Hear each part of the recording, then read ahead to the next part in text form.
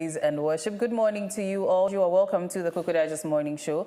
I am your host, Yayura Awuno. We're coming to you live from the studios of Clock TV, and you can also join us via GoTV channel 184 or on our social media platforms, YouTube, Facebook, all the others.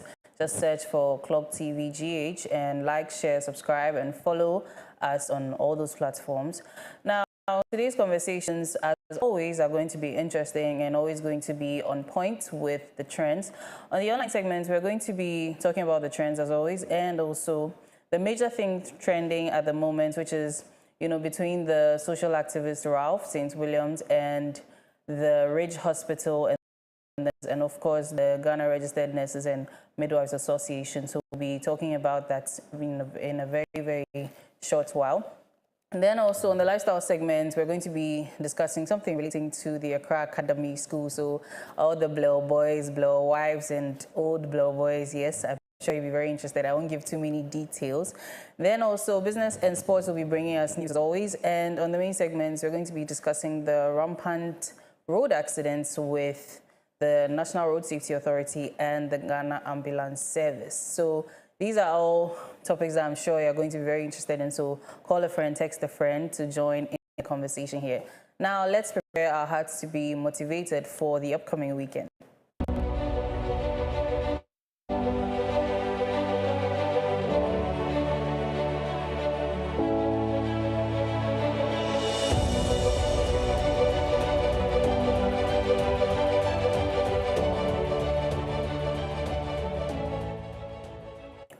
You're welcome back. And for the motivational quote of today, it's from Winston Churchill. And it says here, success is not final, failure is not fatal. It is the courage to continue that counts. Success is not final, failure is not fatal. It is the courage to continue that counts. And this is by Winston Churchill.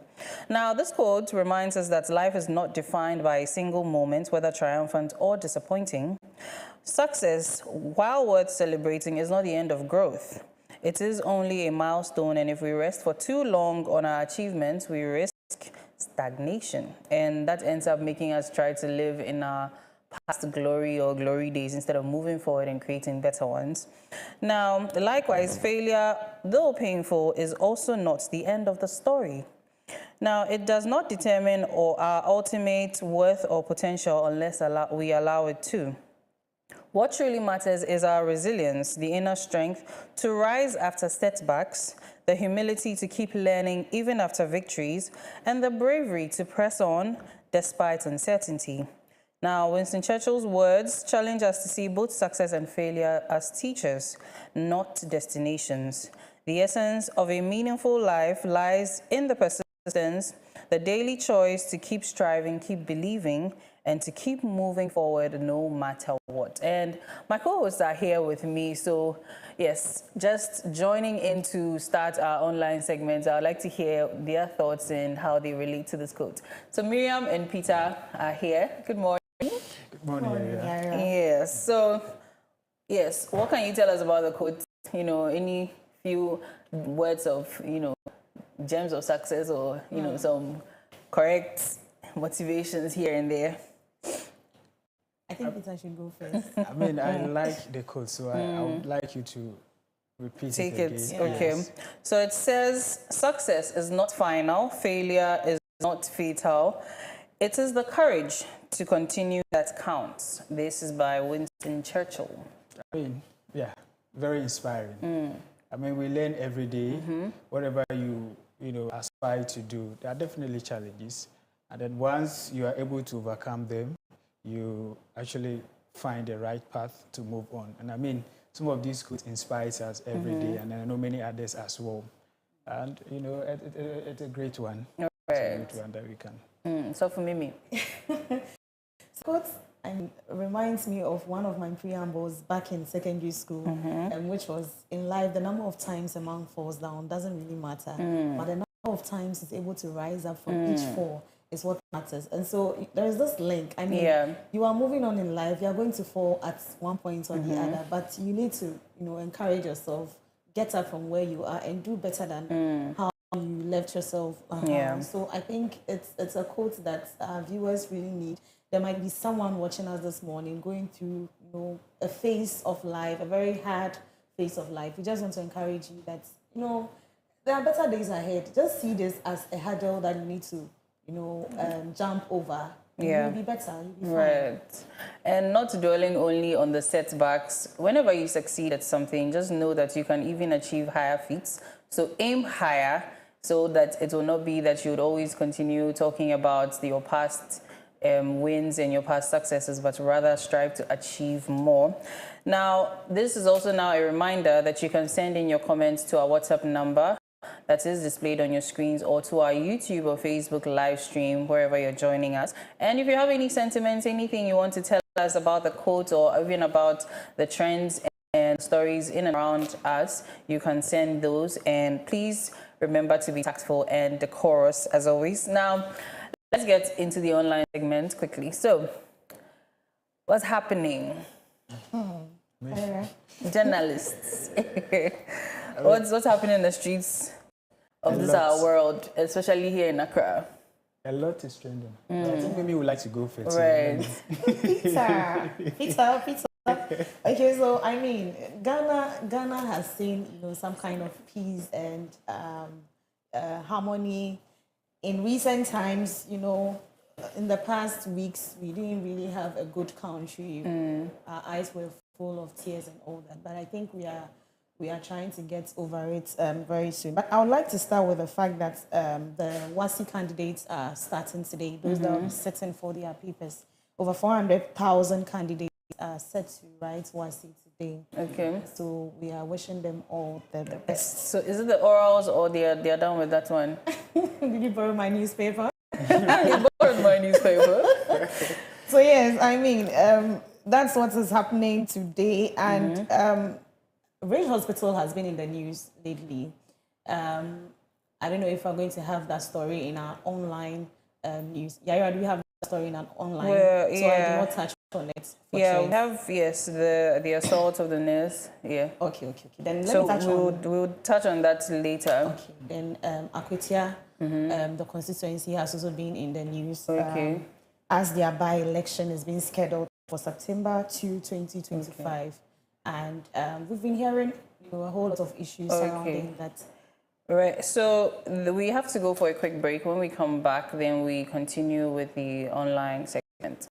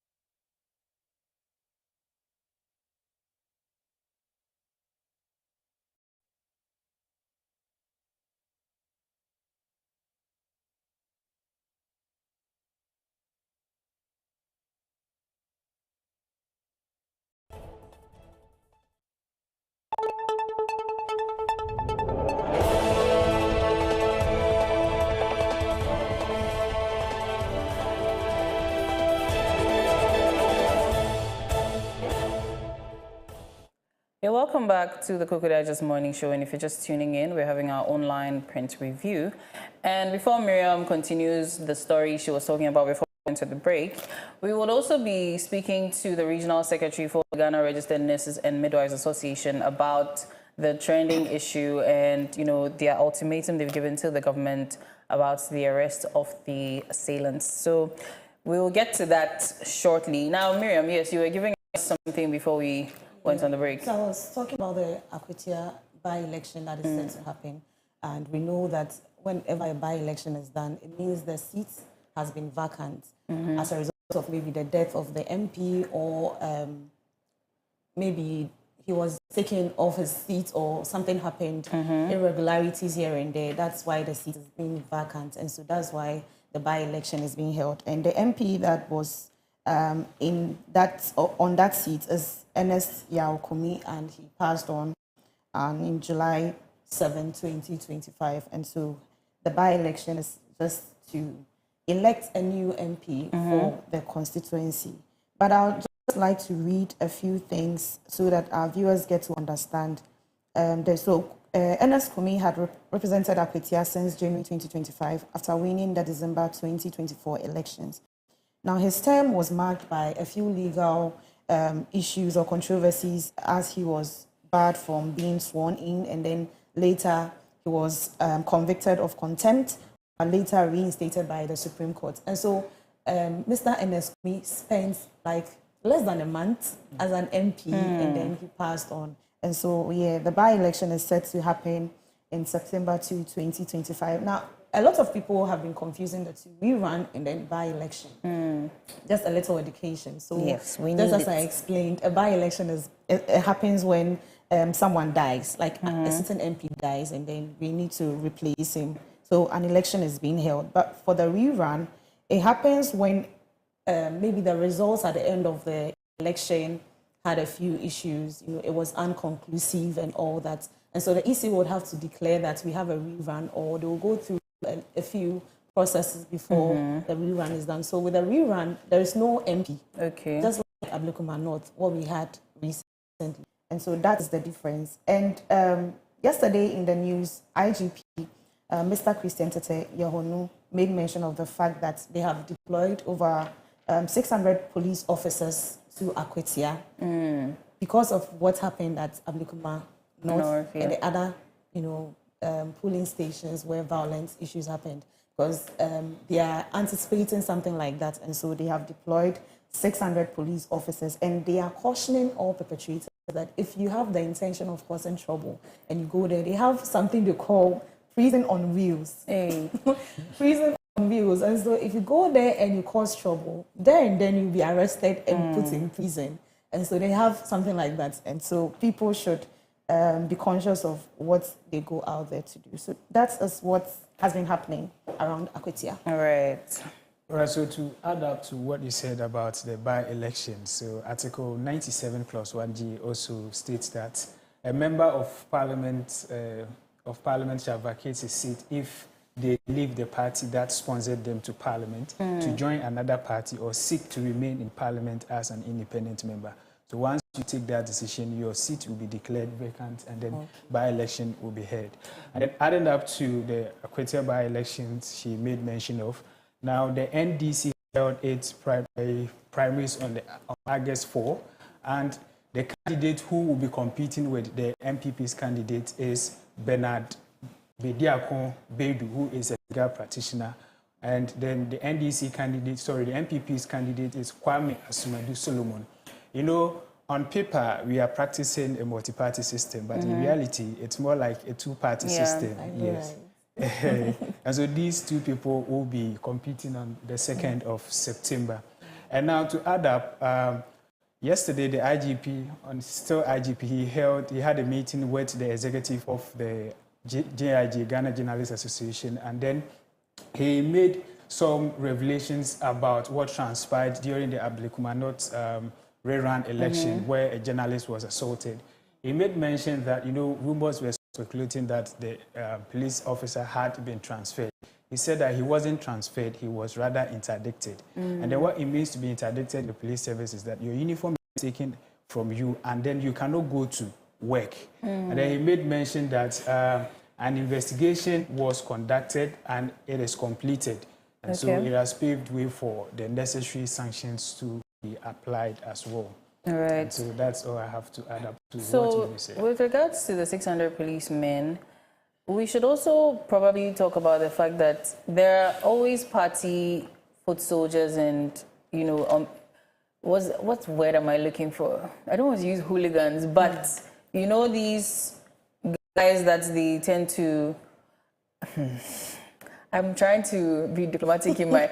But I think we understand what I mean. The boys, or what we call the Zongo boys, who come to intimidate people and even the policemen, regardless of the number, you know, there could be that, yes, you've deployed 600 policemen, but we have more of our people, our foot soldiers, who can do what we want to. So I think attention should be drawn to that regardless of that, it doesn't mean that you should still try to intimidate people just because you are either in the ruling government or in the opposition and things like that, because we saw that happen in Ablekuma. I think there was adequate security, but things like this still transpired. So yeah, and I think we also have a video of the IGP speaking, so let's take a look at that quickly. At Ramatin training ground, and this is our highest level of training, and we call it the high risk operational training ground. And so we have brought men here, quite a large number of men, and these people are trained to handle arms. They are already well-trained police officers, but because we are going to these election grounds, we've decided to come and sharpen their skills towards the Apetia by-elections. And that is here to come and see how prepared they are.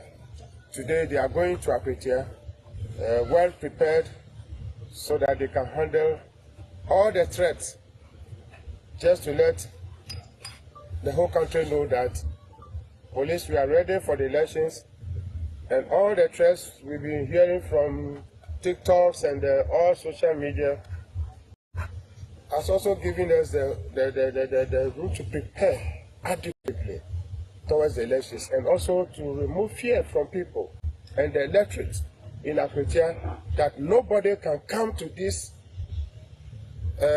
constituency to come and cause any trouble. And we want to assure Ghanaians that the police is ready to handle any type of thing that may come in Apetia. They are ready with the men. We have the men. We have the men who can handle this situation. And then our eyes are red for Apetia, and nobody can come to this constituency to come and cause any trouble. All right, so that was the IGP, Mr. Yohonu, and you know, some reassuring words from him. I mean, we've seen a lot of election violence over the years, and it's time something was done. And my producer also says we have some videos of people caught taking ballot boxes, so let's take a look at that also. Of our commitment and support to energize them to go back to. The video is not ready, so when it's up, we will take a look at that. And, you know, please, as much as you may be paid by one or two people in the system to do something bad, you know, sometimes you also need to think about this. What are the implications? What are the effects for you? Why are you stealing ballot boxes in this big 2025? Right, you know, the printing of the ballot papers started yesterday. Okay. And I also love the fact that when the IGP and the, you know, other high executive of the police officers met the executive of the GIG, they assured the journalists that what transpired at the Ablekuma North will not take place again, and that they are going to work hand in hand. I know, proud to this one, there's another standing one, because what transpired, the MP for the Tamale Central. Yes. So that one too, EC has come out to say that a by-election will be held on Tuesday, September 30, 2025. Okay. And then following this, the NDC has opened its, you know, nomination forms, and they will have their primaries on September 6th. Okay. And so after this one, there will be another, you know, by-election on the 30th. All right. Yeah. So yeah, it just crossed my mind that someone will be wondering why much focus has been sent to Akwetia. What exactly has been happening in Akwetia that, you know, we are sending over 600 policemen over there? So briefly, I just want to touch on a few notable incidents that happened. 2008 elections, there was a violent, you know, clash over there where Akwetia experienced a violent clash between supporters of the NDC and NPP. It's always NDC and NPP. 2012, a similar incident also happened. 2020, it also happened. And yes, and so we are in 2025. And we are having a by-election. Even 2024, something Yes, similar also yeah. happened. And that was how come the MP was still not reinstated as Member of Parliament up until, I think, June or, early June. Right. So, yeah. Okay, so that being said, the video I mentioned just a few minutes ago is actually a simulation of what will happen to you if you steal a ballot box. So let's take a look and prepare ourselves. Hey,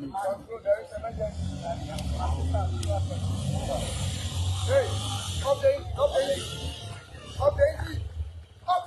take up the key. Take up the key. On top of the car. On top of the car. Slowly. Let me see that's outside. Open the door. Slowly, come out. Come out slowly. Hands up. Turn us up. Close the door. Turn us up. On the car. Yeah. Open your hand. Open your hand. Pick up that. Come back slowly. Hold on.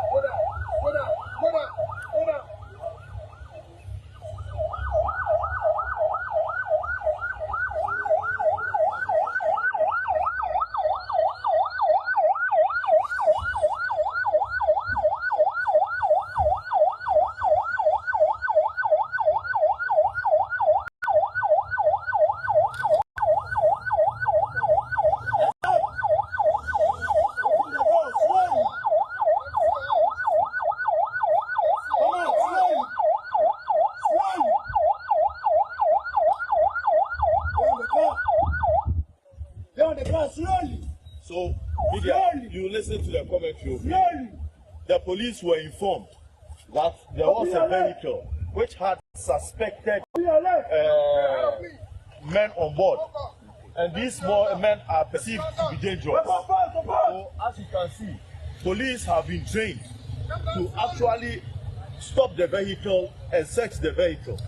But because they were informed that these men might be dangerous, they didn't just stop the vehicle to search, but they went in tactical. You can see there was a cover officer who was protecting the contact officer. The contact officer is the one who was giving instructions to the driver to put his keys on top so that his hands will be visible at all times. As you can see, the passenger in the vehicle is now being arrested. And then there will be a proper search on the vehicle. This vehicle wouldn't be left just as it is because information was received and police. Right, so I'm sure we have taken a look at this video. So if you have any ideas in your mind, please get somebody to disabuse you. If you've taken the money, you go and hide. Don't do anything. I made few observations watching. I realized that the driver was taken out to the police vehicle available before coming back to the suspect. How? I mean, maybe there's Well, I think, the driver is the one that can easily move the car out of the place. And so the target should be the driver, and then you come back to those moving the driver all the way to where the vehicle was before coming back to the So it's a simulation. We are not, but I think it was also made, openly, because I'm sure in that heated moment, it will not be done at this slow pace. They want us to understand what they are doing. So I think maybe that's why, because I also saw that the driver was taken out before the passenger was taken out. But I'm sure in that situation, they'll tell both, come out, put your hands up. They will all have arms. Yes, and they will be armed, yes. And then more policemen also came there. So I think this is just for us to understand that, yes, they are not going to back down. And it's very good. It's very reassuring, actually. I usually see this in movies and other things. I haven't seen Ghana police doing something. So I'm very happy that, our police, Maybe Club TV will send you to Apitia to cover, and maybe you get a live feel of it, and then you tell us about it. IGP has assured all journalists of safety and other things. So, I mean, so as long as you don't go and smile at any hooligan and he slaps you, you'll be fine. So yes, let's go. Do we have more trending stories, or we'll go quickly into the newspapers? Quick one. We do. Right. Shatawale is trending. Entertainment, madam. Yes, I know she will dive more into it. Before the helicopter crash incident, he was trending. Okay. And so After he's also trending. He's also trending. Yeah. So Iyoko detains Shatawale over ongoing investigations into alleged money laundering, possession of suspected criminal proceeds, tax fraud, and tax evasion. Right. I think I saw something about him getting a new car, pretty expensive car. Yeah. Is that what all this is about? Yes. Okay. It's related to that. And, you know, rumors are saying that the car doesn't even belong to him. You know, it was just for hype and all that. But, I mean, Shatawale is doorstep, so he can afford it. Well, if it's just to avoid Yoko and all that, then that's fine. Iyoko will come out with findings and we'll know whether he's really, if it's clean dustness or... Okay, so Yaira, I would like to touch on something very, very important that happened, I think, somewhere in the course of this week. The Ghana Air Force and the Military High Command presented an amount of 315,000 Ghana cedis to the families of the 3 flight crew who tragically lost their lives in the recent helicopter crash. Okay. And so, you know, 3 of them were crew members. And so they presented... is it 315,000 CDs each or... No. You know, put together. Yeah. Okay. These monies did not just come from the Ghana Air Force, but you know, some people also donated to the families as well, and so they were shared equally. Okay. Yeah. To And the families. so the total amount was 315,000 Ghana cedis. I mean, this shouldn't end. You know, is it divisible by 3? I don't think that business. one person will take, you know, more. Well, I'm sure maybe based on the rank as well. Yeah, and yesterday the Vice President also paid a visit to the families as well, because President John Dramani Mahama is out of town, and so she paid them visits to check up on them, how they are faring. Because I believe this is the time that they really need these kinds of visits, because they are now going to be pondering over, you know, what really happened. I even heard someone saying that the Defense Minister's wife hasn't cried yet.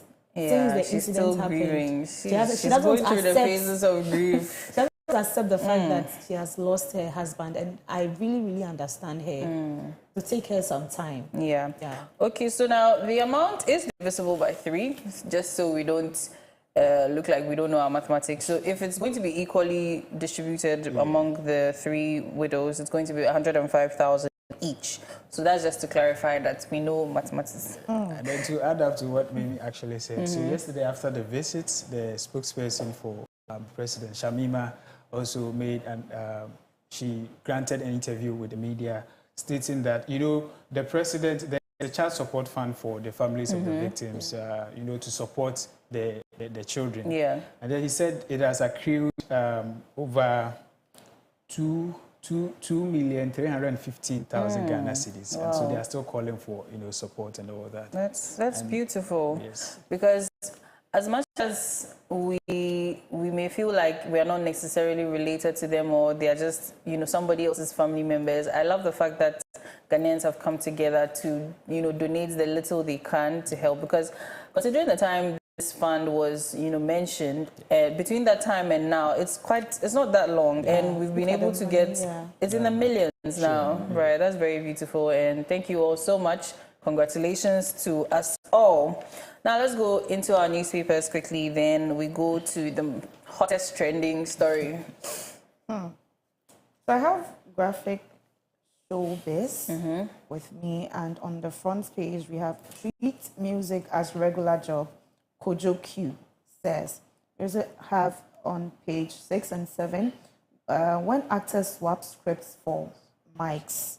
So there's a recent trend where actors are now being used as MCs, taking the jobs of MCs and all that. And our very own Pacey Esther is speaking on branding, and she's saying, stop hiding. God loves glamour. Of course. And I really, really agree with Pacey Esther.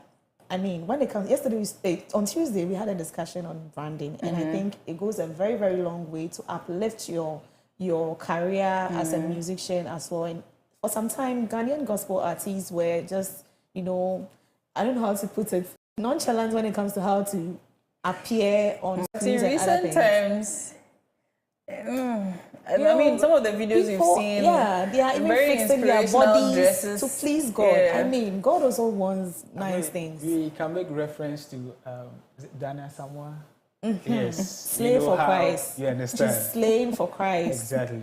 This one can wear a 12-inch heel and she will not fall. I mean, But then also, there is usually more scrutiny or more criticism when it comes to gospel musicians or the gospel, because, you know, with the religious circles, there's an idea of how you're supposed to portray yourself. So if you are,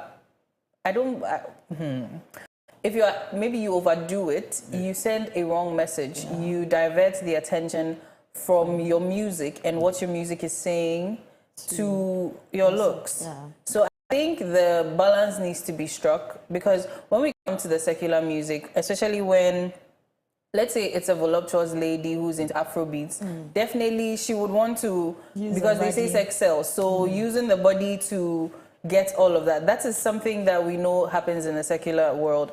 But now with a gospel musician, your music is supposed to be uplifting and edifying spirits and all of what's related to the religious body, and now you are in 12-inch heels. I Definitely, understand you your point. you mentioned the understand your 12-inch point. heel. You didn't even mention the song. No, I understand know? your points, but we live in this age where people do not want to accept the message, the gospel musicians are But it's bringing. not 12-inch heel that will evangelize to you. You know, the Are we not fact talking is- about Dinah Sama right now?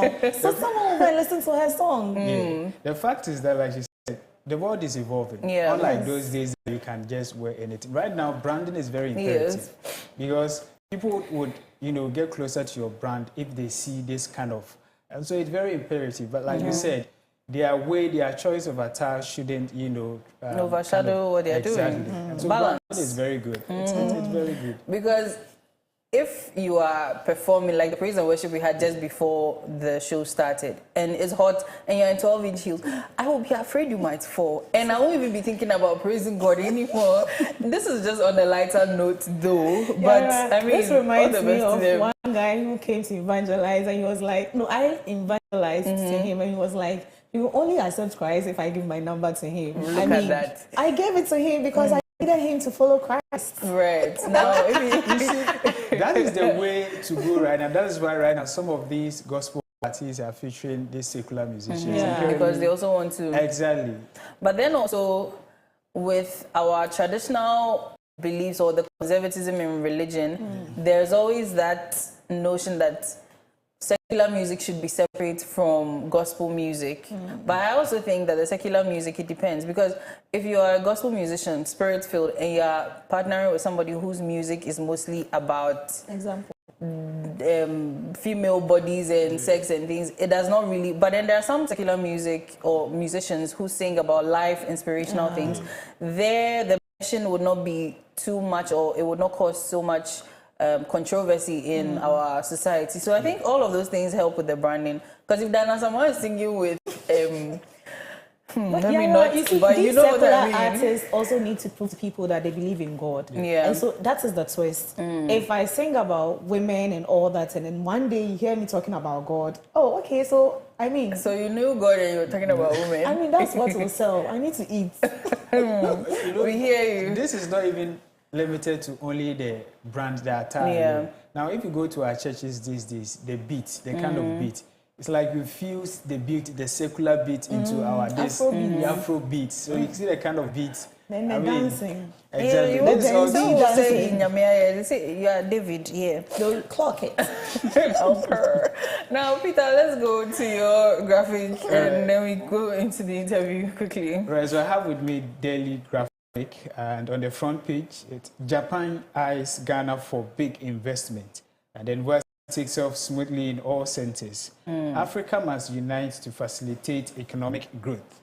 And then NPA 24-hour steering committee discusses implementation roadmap.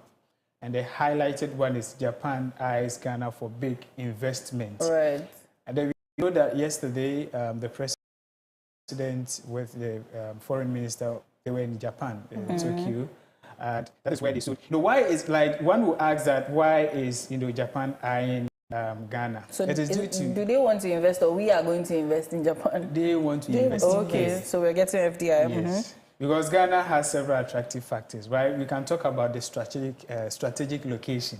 You know, Ghana serves as a gateway to Africa, providing access to vast continental markets of over 1.4 billion people through the African continental free trade. And then we can talk about our democracy, stability, political stability. So once you come to invest here in Ghana, you are assured of, you know, good business. And then we can talk of automobile assembly. We have existing presence of global brands like Toyota, Honda, and all that. And so these and many more put together make Ghana an attractive place for, you know, investment. Well, let's just make sure that their Asian counterparts who are, you know, caught in the crosshairs of the Galamsey issue, they don't also join them, because that is something that might come up. That isn't this probably some sort of camouflage?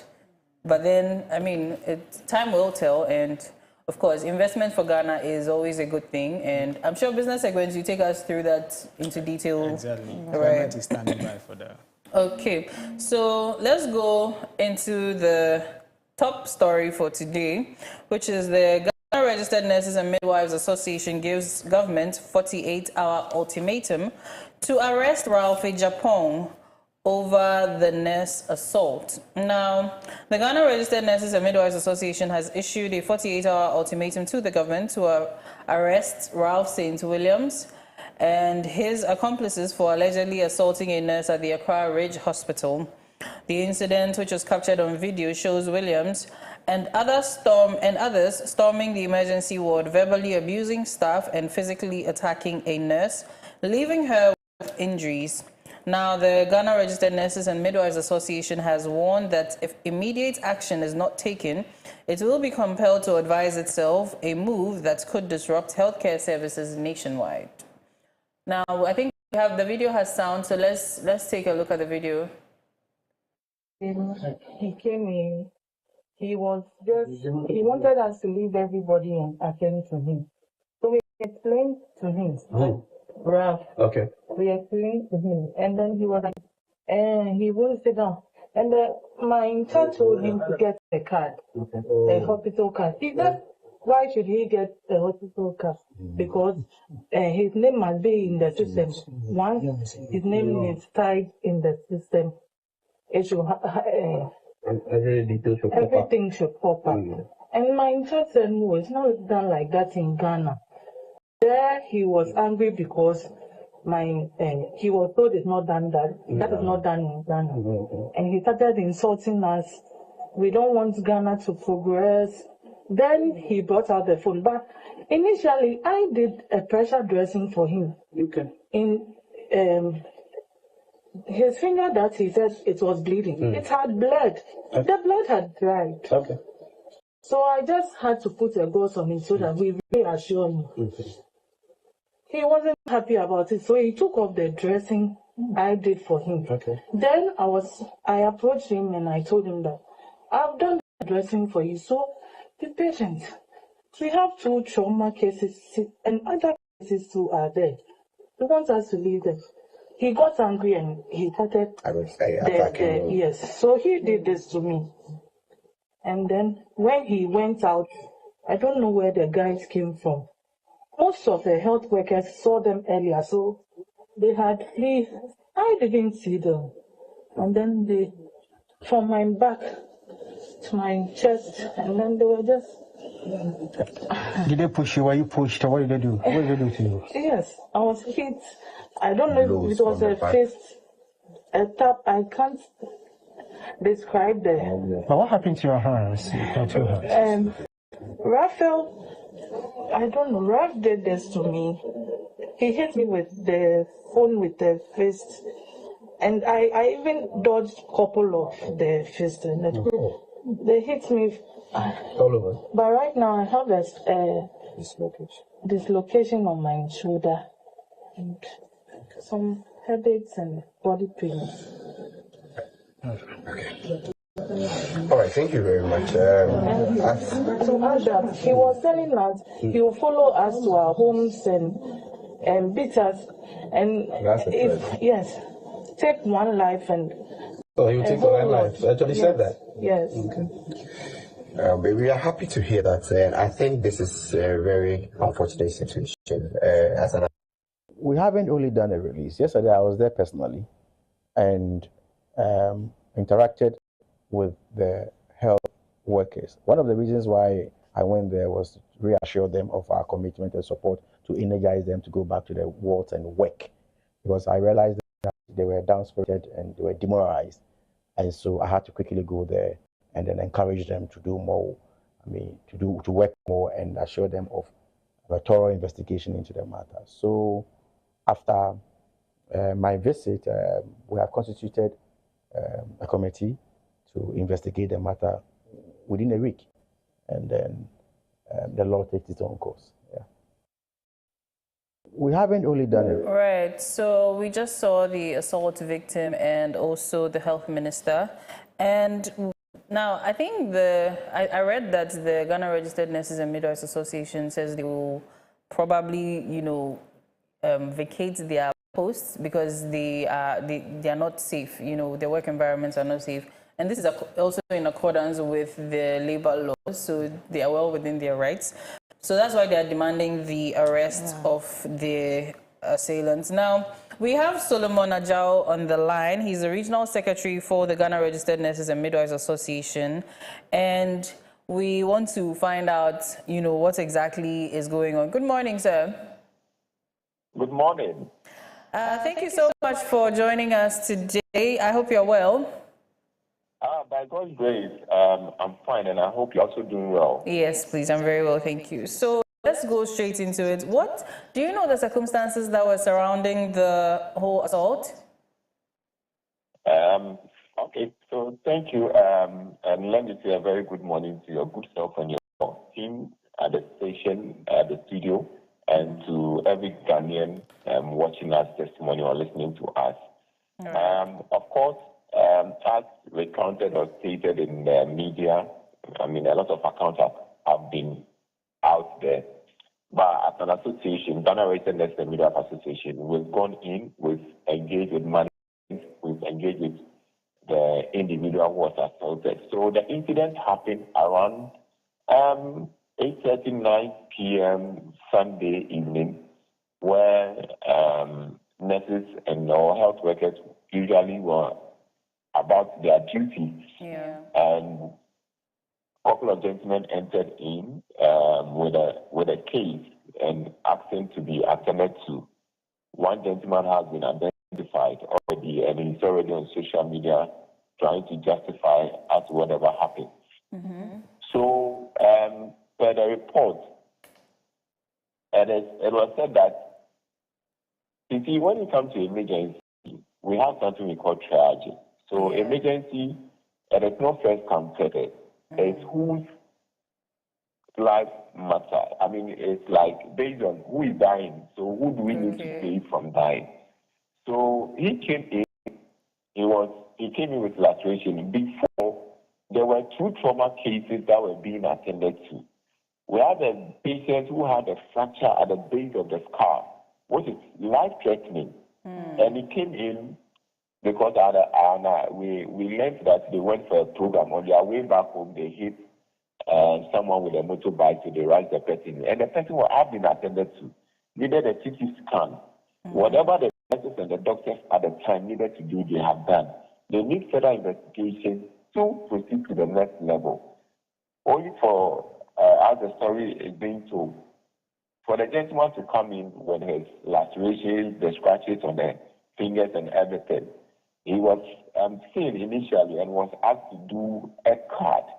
Let's put the issue in context. It's not the duty of a nurse or a doctor to procure a card for you. Everybody has a role to play. So in the health service system, we have lots of people, lots of cadres, different cadres playing different roles. So it's not the duty of a nurse or a doctor to leave the patient and make a card for you. So that conversation took place, and they were like, this is Ghana. You are asking us to use your Ghana card. So, extract whatever information we need. So that a back and forth took place between the health workers and the gentleman in question with his group.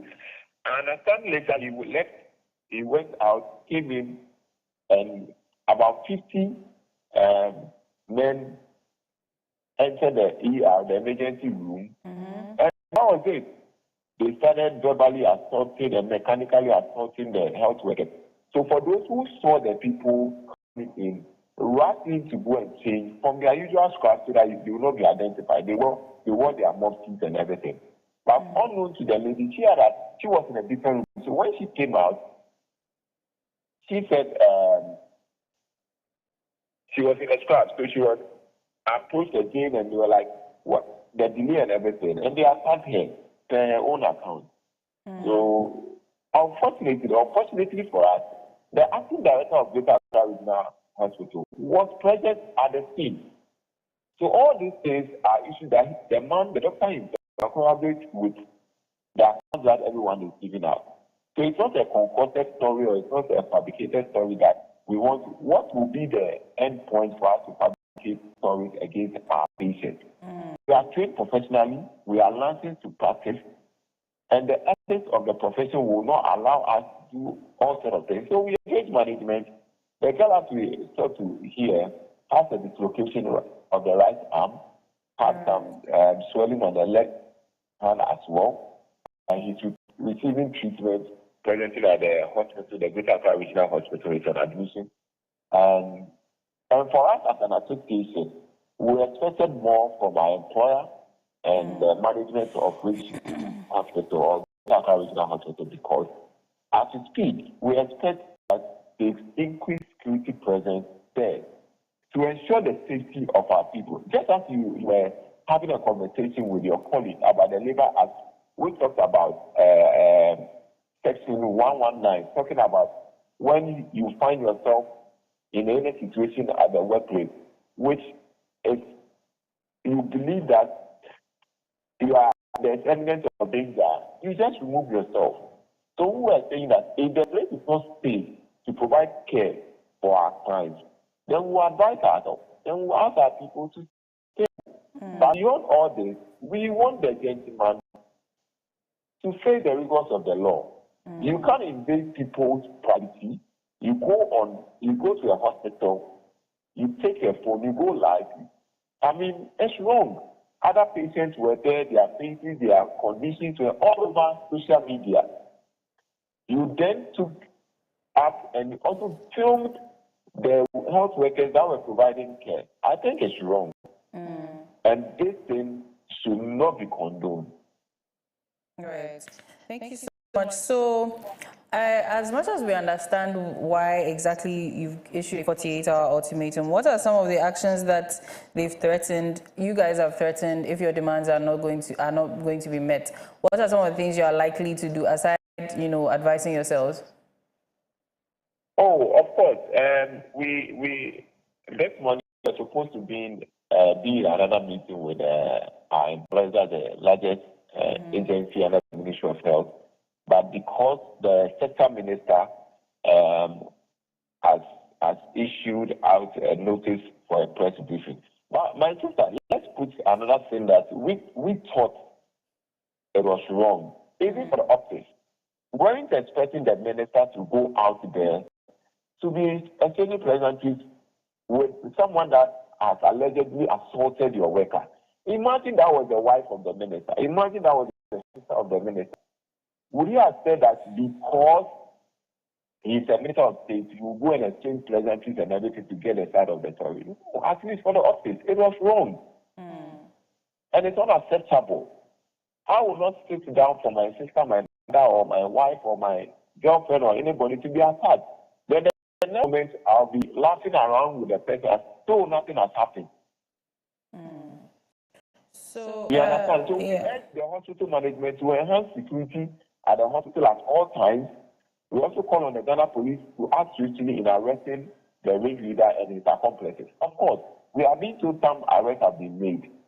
But what about the one ringleader and all the other people that invaded the place? They have their videos, their CCTV cameras in the hospitals, their footages there. They can retrieve for their investigation. Of course, we understand a committee has been set to probe into it. This matter does not need 5 days or 1 week. I mean, evidence are there. The people are working freely. He was in the hospital the following day for 5 hours. So what was the police doing? What was the management doing? We think our members need to be protected. They need to work in a serene and a safe environment, a conducive environment for that matter, where they can give their utmost best as professionals to Ghanaians. Okay. But yeah, speaking of protection, what are some of the measures that already exist to protect healthcare workers in the country so that, they are, protected from these things? These things are prevented. Oh, for us, we just, I think we also have to be deliberate. There should be some collaboration, and there should be campaigns and deliberate effort to educate Ghanaians about our healthcare system. I mean, we must appreciate that not everyone that comes to the hospital will be seen first. It's not like the outpatient department, the OPD. It's first come first. Emergency is different. The settings and the work that goes on in the emergency department is different. Also, we need to work in a safe environment. WHO and all the people, the players, the Ghana Assembly, the Ministry of Health have documents, have policies that must be implemented about workplace safety. So if the place is not safe, I mean, they should increase exclusive presence. It's not everyone that must enter the ER. So what is it? If it's not Ghana police that has to be there, a tertiary facility like Ridge, and you have just one security officer on duty. It's so wrong. So we appeal to management, and we call on management to beef up the security men there. I mean, ladies, for what's the strength that they have? The only power they have is the knowledge they have in the to render care. Physically, they cannot defend themselves. With your gentleman in the studio or with your other guys, when anything should happen, you'll be looking forward to the men to defend you. But this is a profession where you have 95% of the 8 members being women. Yeah. So where would the 5 people be to support or to defend their colleagues? Right. Okay, so my next question is not necessarily to stir up any negative, reactions, but, based on some of the commentary Ghanaians are also making, that the attitude of some of the healthcare workers also could be a contributing factor to his reaction. So what would you like to say about that? No, you see, the attitude of healthcare providers can be a discussion for another day. But if you are trying to link it up to what this gentleman did, then it's wrong. Okay. Because we see, when you come to the hospital and you are not satisfied with any service, there are channels, there are ways of communicating, there are suggestion boards, there are client complaint management systems. QR codes are there. And for us to be in the know that the acting director, the CEO of the hospital, was right there, trying to assure you, said, okay, I'm here, I'm the director of the hospital. I want to attend you. You said no. And you went about with the female. Then what was the intent? What was the purpose for going live on it? Trying to invade people. I mean, you may be right. You see, sometimes you have a fine case, but how you go about it? Now the whole public, I mean, we are not happy. Because his approach, you had the director of the hospital there. Couldn't you have made your complaint to him? Yeah. He was willing to, I think, with the other team members, to help you. But if the people invade the place with all the rowdiness and the aggression and everything, nobody will have a sound mind to work. They will flee for their lives. We took an oath and to save lives. We did not take an oath to die. I took an oath to save life, not at the detriment of my life. I will not sacrifice my life to save someone's life. That is not the oath that we took. Okay, so before I go to the next one, this one, I'm sure it's on a lot of people's minds. It's said that he was bleeding. Now, I would like to ask that, was his emergency life-threatening enough to elicit the response he also made to how he was attended to? I mean, like I was saying, so it comes back to the earlier point I made about the charge system. However, you present yourself at the ER, that the emergency department, we have the first point of call is to triage you. And in triaging, we have colors. We have green, we have yellow, we have orange, we have red, we have blue or black. All these colors have interpretation. Red means immediately. It cannot wait. Whatever you are doing for any other person, once you charge and the person's score gives you a red score, whatever you are doing for any other person, you stop and attend to that person immediately. Yeah. When it is orange, it's urgent. It means you can spend about 2 hours to attend to that person, maximum 2 hours. If it's yellow, that means you can go about 4 to 6 hours. Okay. But if it's green, the person can even go home and come, or the person can wait and be asked to go to the OPD. Okay. So at the time he came in, he had been seen and tried. The nurses there did a pressure dressing for him. In a sense that it's lacerations. When we talk about lacerations, in the normal language you will say, oh, it's scratches. That's why we call it lacerations. Lacerations on your fingers, they assess it, and you had bled, and the bleeding had dried up. They cleaned and padded it with gauze for you, and asked you to go and make a cut for yourself. So that means some attempts have been made, and a colleague of yours was being attended to. Someone who had a fracture at the base of the skull. We are talking about the spine here, and whatever we are doing with our body movements and everything, it's hit on our spine.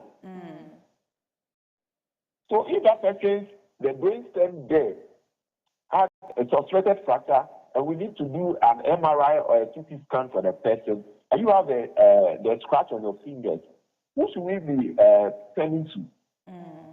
That's a very valid point. Right. So before you go, thank you so much. Before you go, what would you like to tell Ghanaians, and in relation to all that's happening, and even educating us a little bit on our code of conduct when we get to these healthcare facilities? So I must say that in our healthcare delivery system, we have the patient charter, and we have what we call patient rights and responsibility. Every right goes with responsibility. Of course, you have the right to be given medical attention. You have the right to be seen by a healthcare provider when you enter the hospital. However, you also have a responsibility to contribute to your own well-being. So if the onus lies on you to cooperate with the healthcare providers, you don't take the law into your own hands. You must appreciate the work that healthcare providers are offering in this country under certain harsh conditions, where none of any other person will want to or would like to work in there. You work 12 hours a shift. You stand on your feet for 12 hours. Which company, which work will you stand on your feet for 12 hours or 8 hours per shift?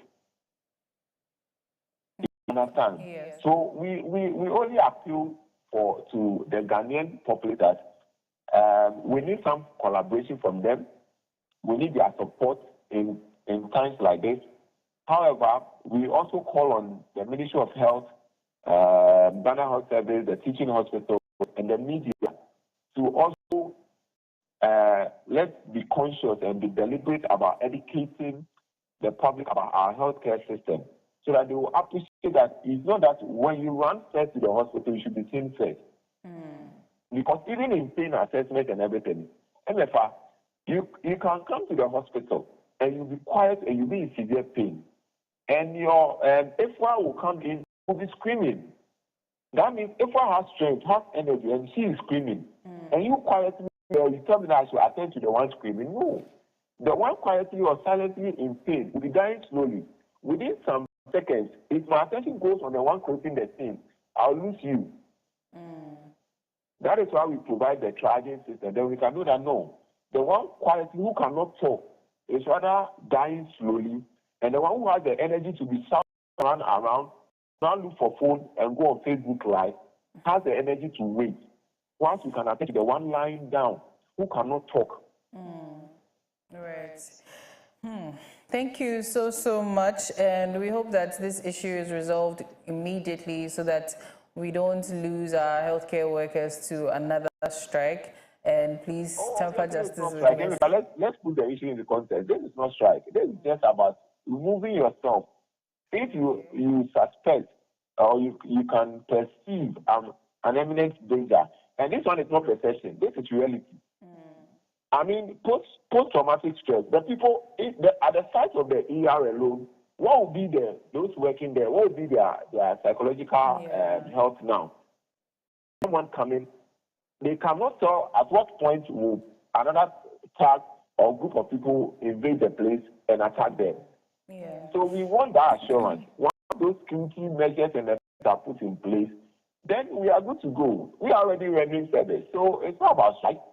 It's about just going with the tenets of the 651, Labour 2003, Section 119. So that is what we will follow. We just ask our colleagues to remove themselves unless we have the assurance. It's not happening in Kokodigest, it's not happening elsewhere. Okay. But if they fail to do that, then the act of solidarity will come in. That is where you will find all nurses and midwives going on that tangent to remove themselves in solidarity of their colleagues. Okay. But for now, the focus is Accra Regional Hospital, particularly the ER. Yeah. So that even answers my question. I was going to ask whether it doesn't translate to a more national problem where all the nurses and midwives everywhere would also decide. Yeah, but that answers it. So it's only happening at Ridge, so we don't face a threat of other healthcare workers in other parts of the country, advising themselves to remove themselves from any dangerous situations or any perceived ones that may come up.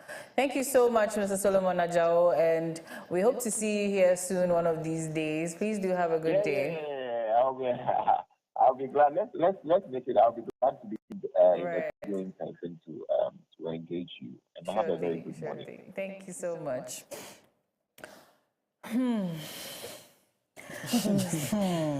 Well, let me just say something small so that Peter comes in. When we talk about hospitals, there are places where safety and then healing are supposed to take place.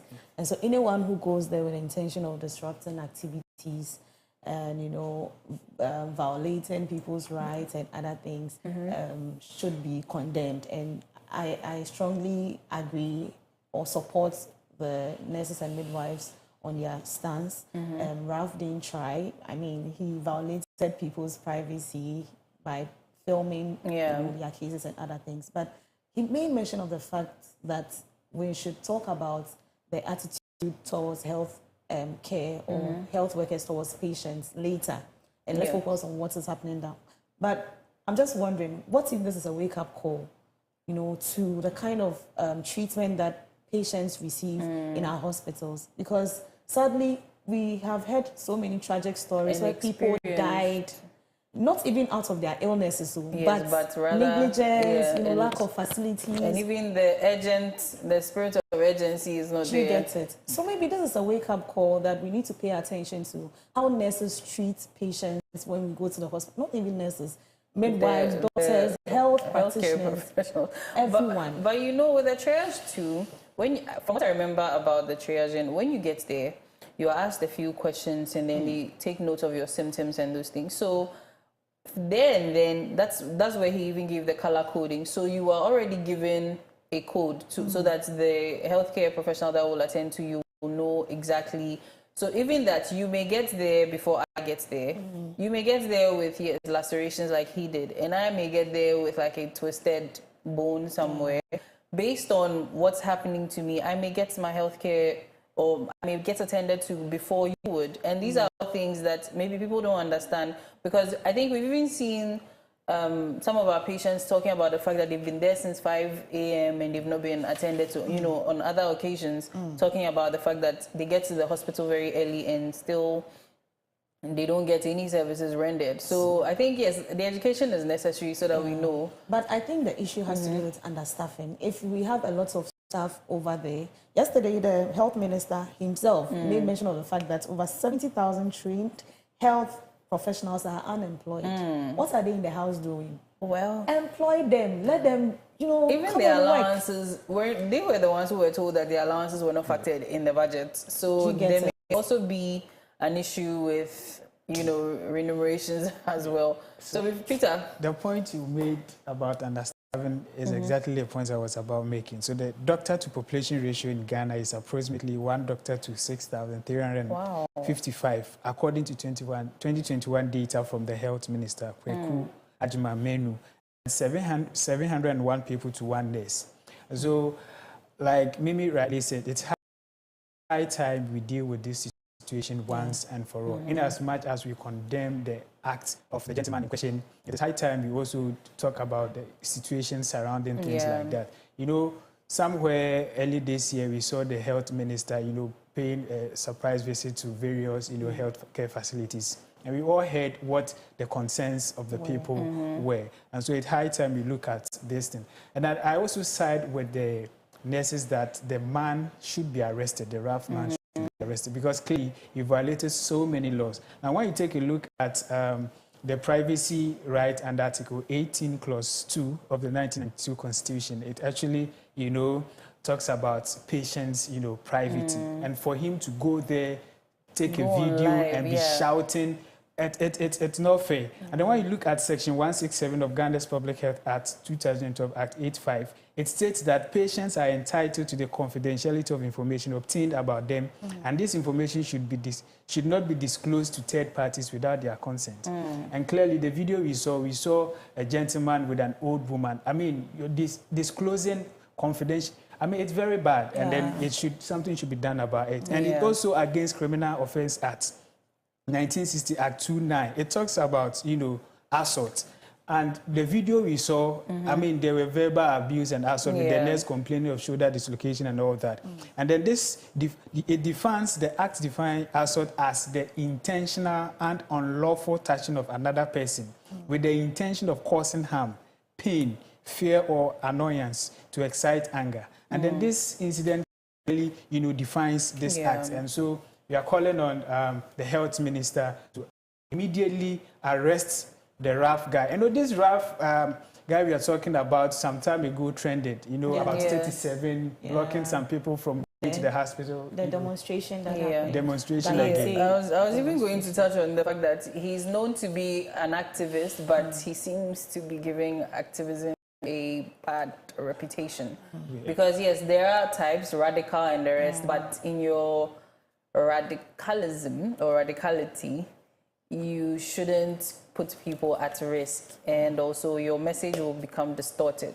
Anyway, you know, there's one thing that we shouldn't also forget. You know, as we talk about issues like this, we should also remember that, you know, the health ministry, like health facilities we have in Ghana, like so many, you know, facilities and all that.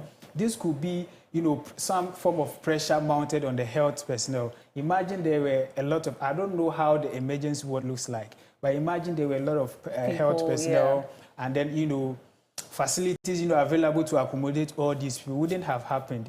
And then there's a growing concern of indiscipline in this country. You know, recently we saw and you know, some people led by an assembly member fighting an IGP's task force for anti-galamsey. And we also see motorists crossing the red line every day now and then. So, I mean, these issues should be addressed. We have the laws. We should enforce them. We shouldn't wait for things to happen so that we, you know, this is the talk of, you know, Ghana right now. Everybody is talking about this. This could have been averted long time ago. And so going forward, we should think of, you know, solving these issues to avert discussions like this. Right. Thank you so much. I think maybe one of these days, Peter would host a segment and then, you know, social issues go into it. Next is the lifestyle segment, and I want to say thank you so much for joining us, and thank you to my co-host for this discussion as well. It is about the Bleu B, so please do stay tuned and we'll be right back.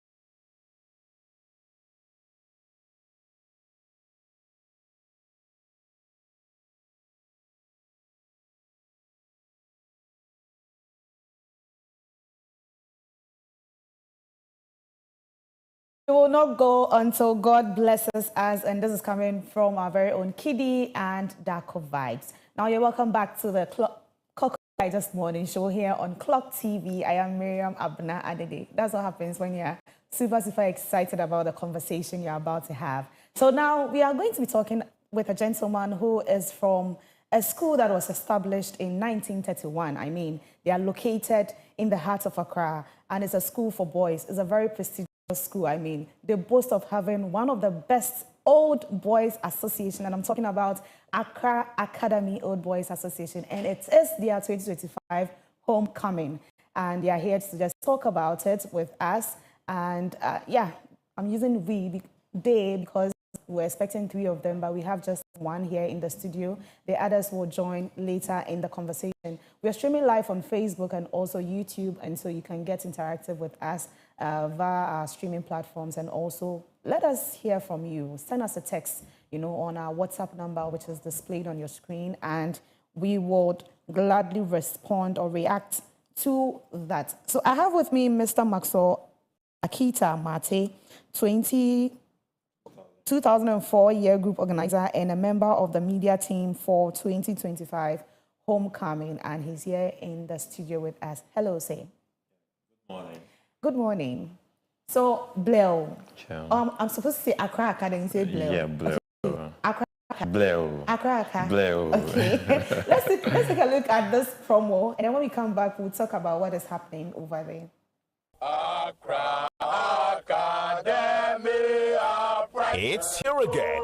The Accra Academy Old Boys Association presents Homecoming 2025 under the theme Gathering for a Purpose. The new role of alumni in the era of free senior high school education. Saturday, 23rd August 2025, 8 a.m. sharp till you drop. Venue, Oforia J Ceremonial Square. Side attraction, tennis competition, inter-year group Scrabble competition, chess, slam dunk, and 3-a-side competition. Don't forget our roll call and Jama session. Bleobi, Wambashia, Akraka, Bleo. Be there, experience it. And of course, anytime I get to host them, I become very excited. I don't know why, but I like the vibe, the connection they come with. And I can see my guests, all happy and smiling about this. But let's talk about, your experience over there when you were a student. I mean, let's take a reflection of how the school was. I joined Accra Academy 2001 and competed 2004. One thing I learned in school is that we have this motto in Latin. We say, "Non scolae sed a vi." We learn not for school, but for life. And Accra Academy imbibe into you values that when you are out of the school, you're able to at least express yourself willingly wherever you find yourself.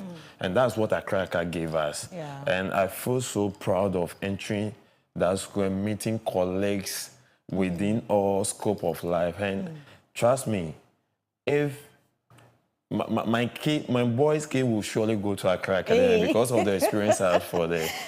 All right, don't worry. Getting to the end of the conversation, you do a PR for Accra and add like short one so that you get people to come there. But let's talk about the homecoming. When we talk about homecoming, what does it mean to you? I believe it's not your first time you'll be witnessing it. Yeah.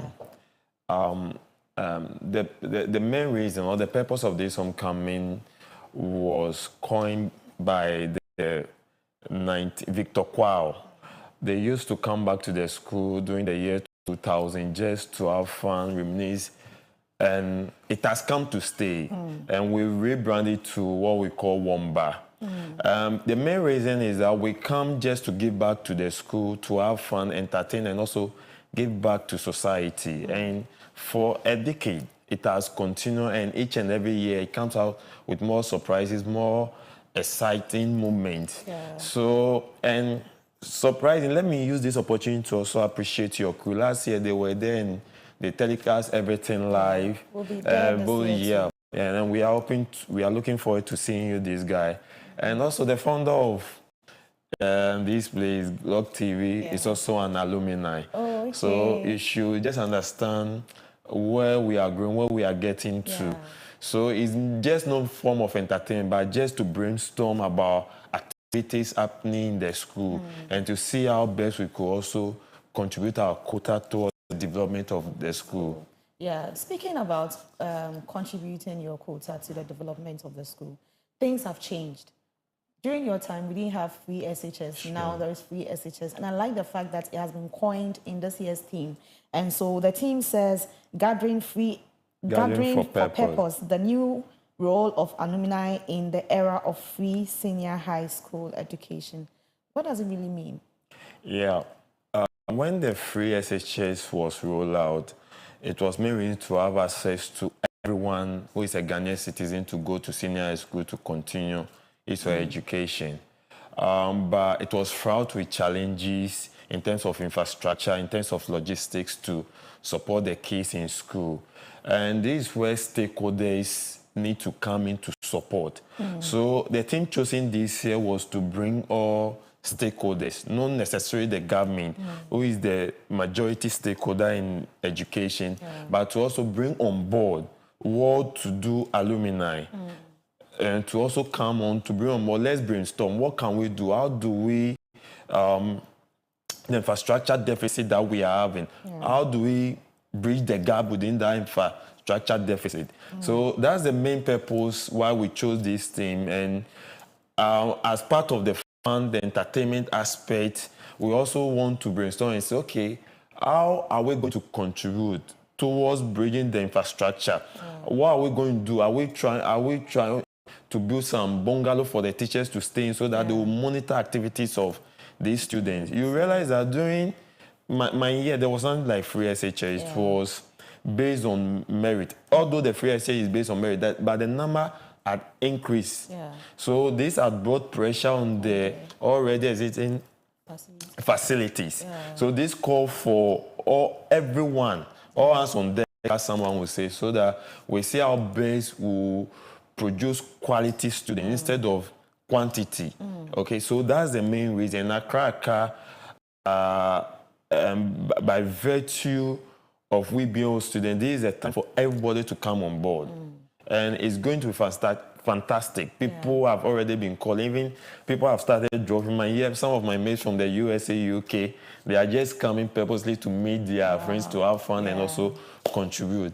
Well, aside the financial contribution, the fun and all that, what are you people going to be doing towards making these young boys, better in terms of character, personalities? Because we are in this country and we've witnessed a whole lot of hooliganisms here and there, associated with secondary school education, like secondary school students, right? We haven't really heard much from Accra Academy, but what are you people going to be doing towards that? Yeah, as I said earlier, non-scholars said that we learn not for school, but for life. Accra, when you enter, it teaches you about integrity. It teaches you about values that society holds. So basically, we have good teachers, and some of the teachers since I left the year 2001, some of them are still there. And this sort of hooliganism has to do with behavior and attitudinal change, which the teachers in Accra Academy to say. We have majority of the teachers being male, and the ladies also play that female aspect of trying to, how female behave with guys. I quite remember our time, Mrs. Loco of blessed memory. We'll go out in Tako and issue of fighting will be reported to her, and all she will do is come and be speaking with us in the motherly, and we'll be saying, sweet mother, sweet mother. So, but to come on the topic, it's all hands on deck, as I say. It's not only the role of the teachers, but parents as well. Parents should be able to bridge that communication gap between the teachers and the students in their school, so that they know the character that their kids are portraying in school.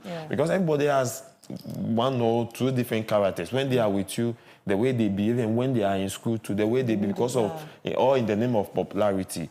But notwithstanding, the teachers are there, and the headmaster, the new headmaster took over just recently, and we have trust, confidence in him. He will surely do well. So Accra is noticed for academics. When it comes to hooliganism, trust me, it will not happen, it will not be heard anywhere, and the teachers are up to their task. Interesting. Now let's talk about the association. What one thing has the association done, for the school? I mean, very outstanding. Most of the infrastructure, as we speak on, is being driven by the association. In a year group, when maybe you're out of school and you want to come to support the school, maybe through financial aspect or find something interesting to do in the school, it passes through the alumni. We have preferences, things that are in their need for the school. So through the AOBA, who is our president, Mr. Amwa, he formerly worked with Bank of Ghana. Everything passes through him. And through him, as you said, we are not only looking at the academic aspect, but really building up the confidence of the student. Last year, for instance, the 2004 year group, we celebrated our 20th anniversary. So we went back to the school. We selected a few of our guys who had really made it in life, and they came to speak on them, what we learned from Accra Academy. And this was more like a motivational platform. They asked questions to elicit information from our year group, what challenges we had. So in terms of contributing, we are not looking at the infrastructure, but we are looking at the psychological makeup of the students as well, which each and every year, people go back to the school, give a pep talk on life issues, job opportunities. We bring out schools from outside and within Ghana that offer scholarship as well to the students. Yeah, last year during our thing, we invited Palm University. I'm not doing that bad for them though. They supported our program, so they brought people from their facility and they were offering scholarship to anyone that wanted to come to their university. The same way we invite the University of Ghana Tech, their careers department also speaks on programs that are aligned with the interests of the students when they apply to those universities. So we are looking at the holistic aspect, not only academic driven, but as well as looking at the entirety of life. When you leave out school, what courses will you do and that will benefit you? So in line with this, even 2005 year group, they'll be able to secure some fund of $60,000. Wow. Yep. They celebrated their 20th anniversary this year, and as part of the WAMBA homecoming this year, they are putting up ICT lab. Wow. Yep. Wow. They are putting up ICT lab. And these are all some of the contributions that would. And also, Mr. Kise, the special prosecutor, just last week or so, they also came over to launch, how do we call it? They broke the ground just for 18 classroom project. Randy Abbey and co, all of them came on board. So all these guys are not just the Absa Bank managing director. And an old boy. It's also an old boy, Mr. Is there a secret in that school that is producing, great men out there? You see, Accra does not only teach, as I said earlier, it's not only about academic, but we are looking at every aspect of life. Just recently, the appointment of Ghana Processing Company. It's also an alumni. It's a professor, head of Department of Accounting from the business school. They are all coming on board. When you look at the Council of State, Mr. Dua Jao, a former speaker, they are all contributing their code. Mr. Alex Mood, they are always there just to support the school in any way.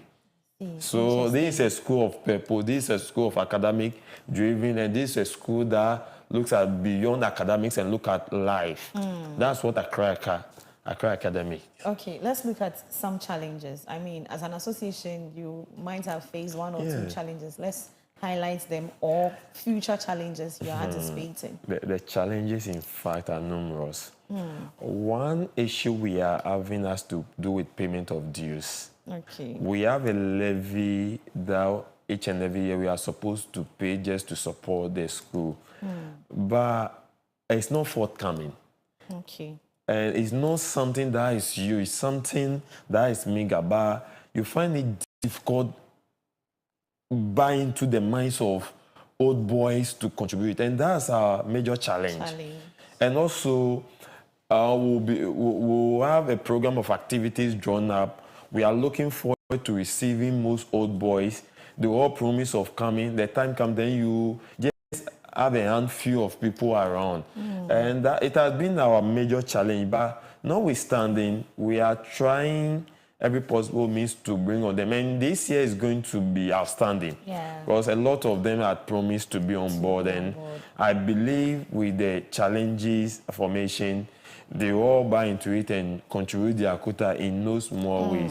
Okay, let's look at, we have a comment here, and this is from Kwame, and he says, Bleo, I'm watching you live from Dansoman. Okay, thank you so much, Kwame, for your message. Now, let me ask you this.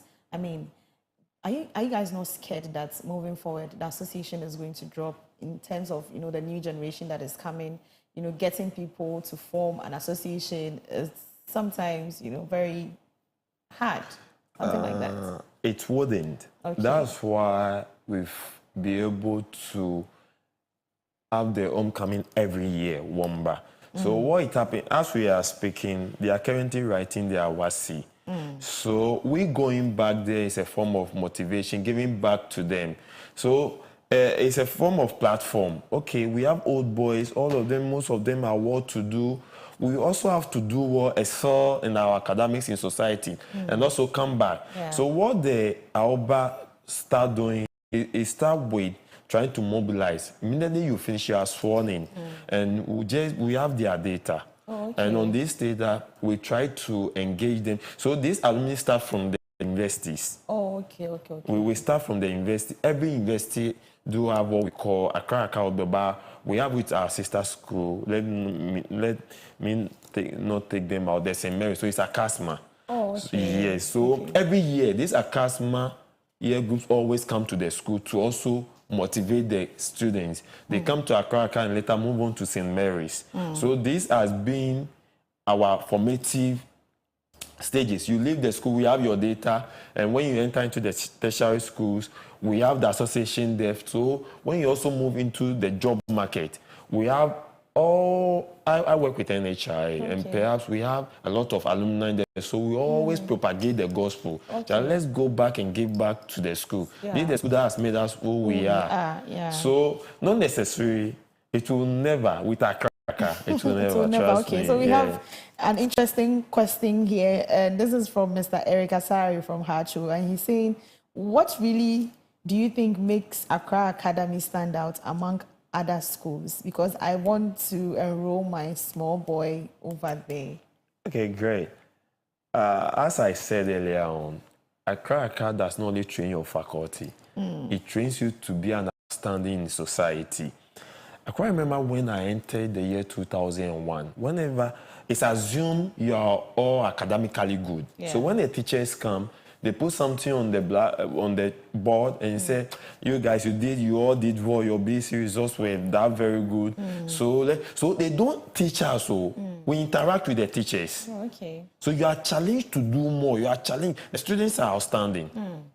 Outstanding, and the teachers, when it comes to supervision, very, very key. We are being monitored in our academics. If you fail an exam, you are made to repeat. I have some of my colleagues that repeated. So Accra Academy, when it comes to academics, and the name is Accra Academy. It's Accra, the school of Accra, made up of academicians. That's it. No one can compete with an academician that I will say the person will be able to beat in anything. You can't. But we don't see you guys doing so well when it comes to the National Science and Maths quiz. Yeah, you see, Accra is noted to be a business school. And perhaps we are focusing more on robotics and others. That's what the 2005 year group are trying to learn. National Science and Maths group, trust me, we've been in the system for long. We've never been to the qualifications. We are always with the best. We are always with the best. But you know, notably, we've produced a lot of medical doctors, and we are striving. Accra is noted to be a business school, trust me. It's a business school. That's why when you come to all the banking institutes, you have academicians all over. If I leave you, you are going to... I'll talk more about Market Accra. So we have another question here, and this is from G Inspire in Kumasi. Oh, Kumasi people are all watching. Okay, so he's saying, how has Accra Academy shaped the lives of its students and alumni over the years? I think he has mentioned that, but we can briefly talk about it again. So non-scholars said that we will learn not for school, but for life. Everywhere you see an academician, you see someone with a purpose. You see someone with a vision. You see someone who is driven, as I said, by purpose. That's why I said the teachers inculcate in us values that made us stand out wherever we find ourselves. Yeah. So coming to Accra, with the name even Accra, the lion on our crest is something that makes you stand out wherever you are. And I'll always advise that kids with Accra, William should choose Accra as first choice and do not regret. Because getting into the university is as easy as reciting ABCD. Accra is a school with a purpose, with a vision. Kaish. Yeah. Kaish. So let's end with one fun memory, fond memory you can recall when you were at Accra Academy. Maybe you went to the dining hall, you didn't get food, like something exciting. Okay. Mine has to do with intercolleges competition. It was at Elwak and a fight broke up. So it was in the year 2004 before we started our WASI. We have to walk all the way from Elwak to Accra Academy. It was fun. The school bus was made to use the La Beach Road. Whilst we gathered ourselves, we said, no, we are not afraid of anyone. Without even any guidance, we walk like ants, soldiers. March from Elwak to Accra Academy. And it was fun. Look at the distance that we covered. It was really fun. That made me reason why I'm calling on everyone just to come out in their numbers so that at least we could think about giving back to the school had made us who we are today. And I always feel proud of Accra Academy. So we didn't even talk about the activities. Briefly, let's talk about the activities. With activities, we are going to have a roll call, but the roll call will be purposely based on those that have paid their dues. The levy is just 3,000, and you can reach out to any of the Alba executives to make payment. Then we will also have the 2005 year group launching of their ICT lab that they want to give back to the school. As well as we are not leaving the society, the surroundings in which Accra Academy was with. That's the Bubuashi and by extension to Carnation. We are doing health screening for everyone, staff, teachers, and the public. They are all invited. So these are some of the programs. Then we'll also be showing the executive, the 1999 executive. Apart from the fun, Kiddy will be coming. You play a song earlier on. He has never missed any of Womba activities. He will be there around the Abbey in his element. Then the special prosecutor too is coming. Chairman of the Council of State is coming. Mr. Les Mood is coming. And all outstanding, those that are old boys, they all be there in their names.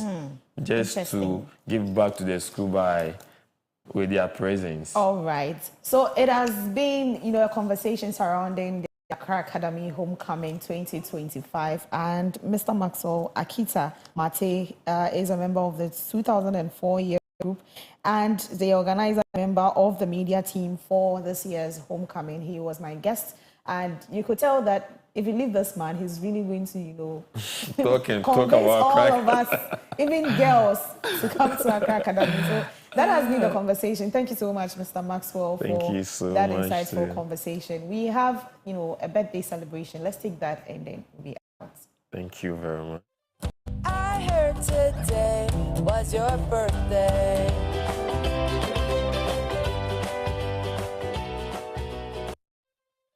I heard today was your birthday. All right. So let's get into our first or just one birthday celebration. Okay, so this is from Mr. Christian Ajay to Patience, and he's saying, you are not just the love of my life, You are the reason I wake up with a smile on my face every morning. You are the melody that fills my heart with joy, the rhythm that makes my soul sing. Forever grateful to have you by my side. Happy birthday, my darling. And this is to you, Madam Patience, from Mr. Christian H.A. And a big happy birthday going out to my grandmom, Dickness Agnes Quay. Today happens to be your birthday. God richly bless you. May the good Lord increase and enlarge your coast. We love you so much. That's from me, Loretta, Mateko, Solo, Nat, every single person. We say we love you so much. And a shout out going to Vanilla. Nana Kwame says hi. Nana Kwame especially says hi to you, Vanilla. Thank you so much for tuning in with us here on the Lifestyle segment. James Tay is on standby to, give us some gist when it comes to sports. Stay with us, we'll be back.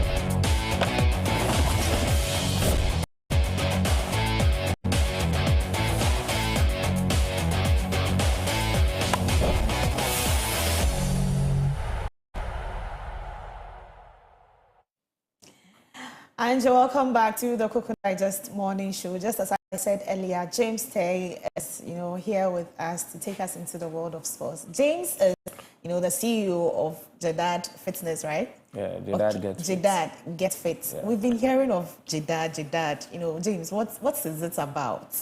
Jedad Get Fit. Okay, thank you, Mimi. So, Jedad Get Fit is basically an off-season training sessions where after a long season with your club, the players, we come together and train you for ahead of the upcoming season. So I've played before, and then you're a footballer. Yeah, I've played before. I've played to even the Ghana Premier League. So years back. So footballers, where after the season, we think, the season is over, so we can chill and have fun, and forgetting that the following season is just nearby. So I sat down and realized most of the guys have been doing it. So why don't I bring something up to just keep the guys' fitness level high, so that anytime they are called upon to in their clubs, they can I mean, I must say, that's a very good initiative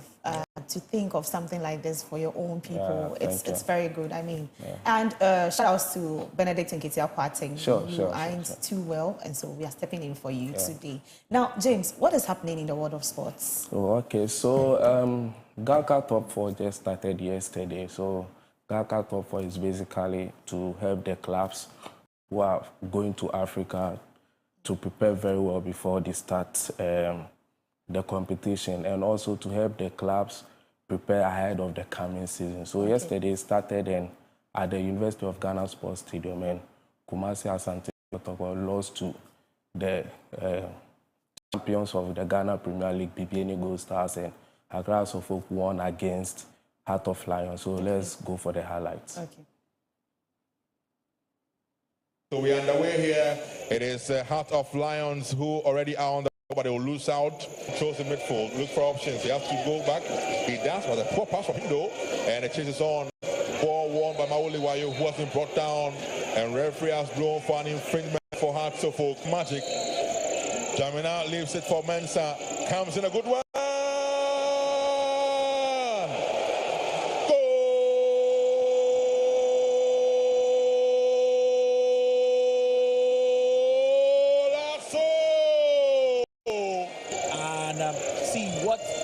Hit them there, but then it was a good free kick from the Phobians. And I told you about chances.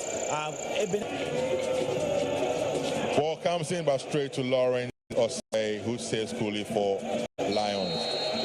Emmanuel Graham has blown for the end of the game here. It's all over here. We are underway here, and it's Gold Stars taking us off.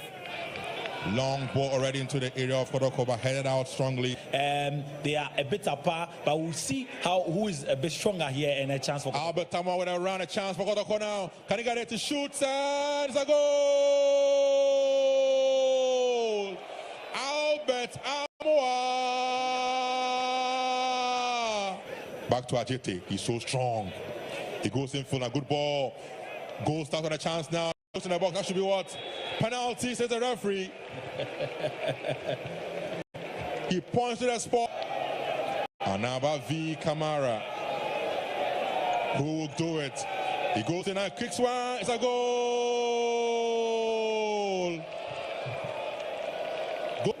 Picked up by Henry Ansu. Throws one down. Referee. The ball in their half. Long one from Enchi. Henry Ansu over the free kick duties for Kodoko in his own half. He rolls one down to Kojo. Set. Back to Henry Ansu. Whoa! It's a goal!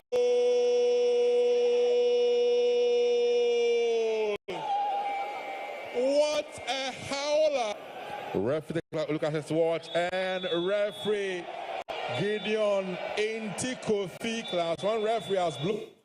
So, I mean, that was what happened at the University of Ghana Sports Stadium yesterday. Oh. So credit goes to GH1. I mean, it's been a while we got that quality of coverage, and they did very well. So but that was a beautiful goal, James. An own goal from the Kotoko player. I mean, did I just say beautiful? It wasn't beautiful. It was an own goal coming there from the Kotoko defender. Oh, so let's go straight into the standings are after match day 1. Okay. So BBN Gold Stars is on top with 3 points.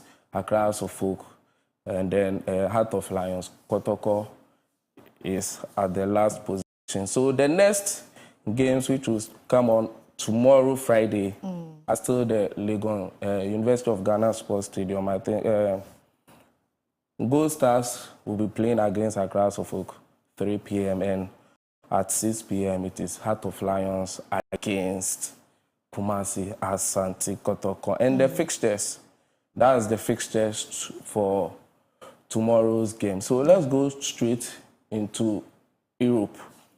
And one big story was Eberechi Eze, who everybody thought would be heading to Arsenal, will be heading to Tottenham Hotspur. Yeah.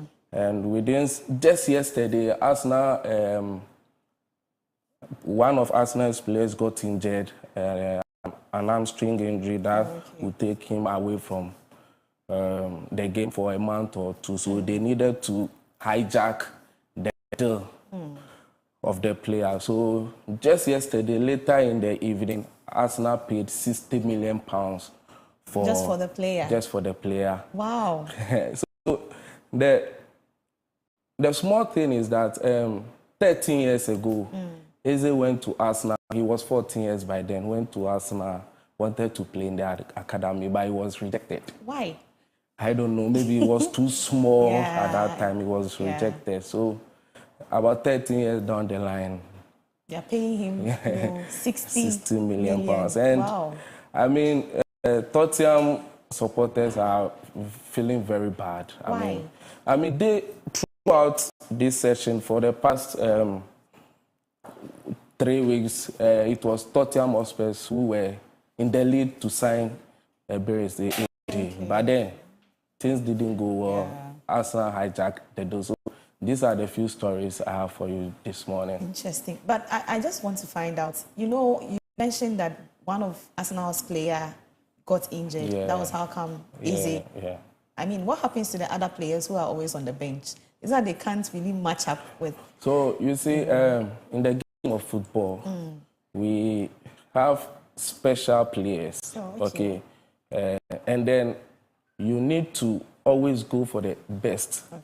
So Arsenal want to win the league, okay? Arsenal want to, they've been second 2 or 3 times, and I think they want to win the league. So you need to go for the quality. Not saying that the players they have don't have that quality, but Eze is a special player.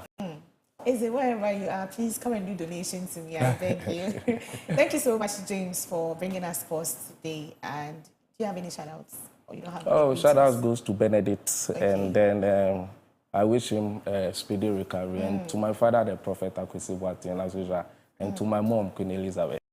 Oh, Papa, hurry up and come. You're feeling cold. Okay, so Clement Yabankwe is taking us into the world of business. Stay with us.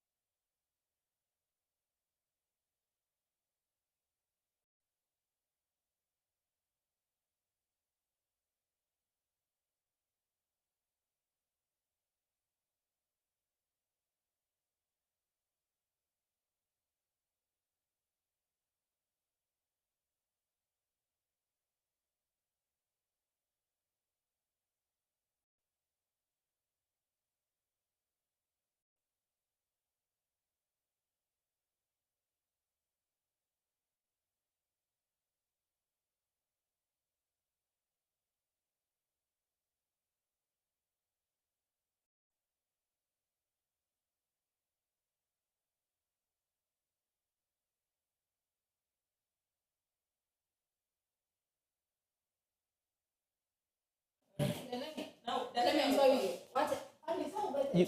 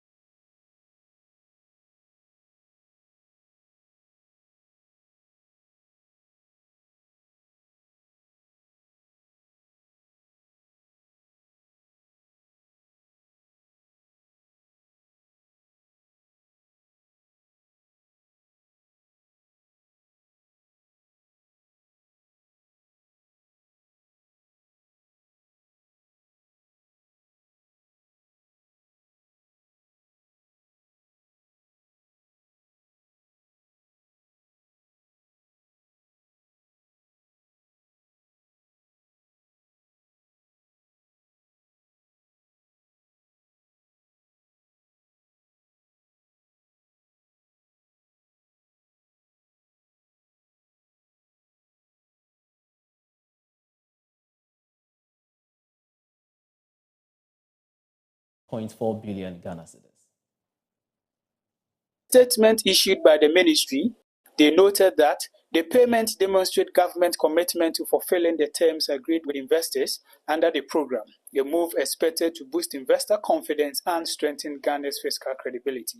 To ensure sustainability of future debt servicing, government has set up 2 dedicated sinking fund accounts in accordance with the 2025 Mid-Year Fiscal Policy Review and the Public Financial Management Act 2016, Act 921 as amended.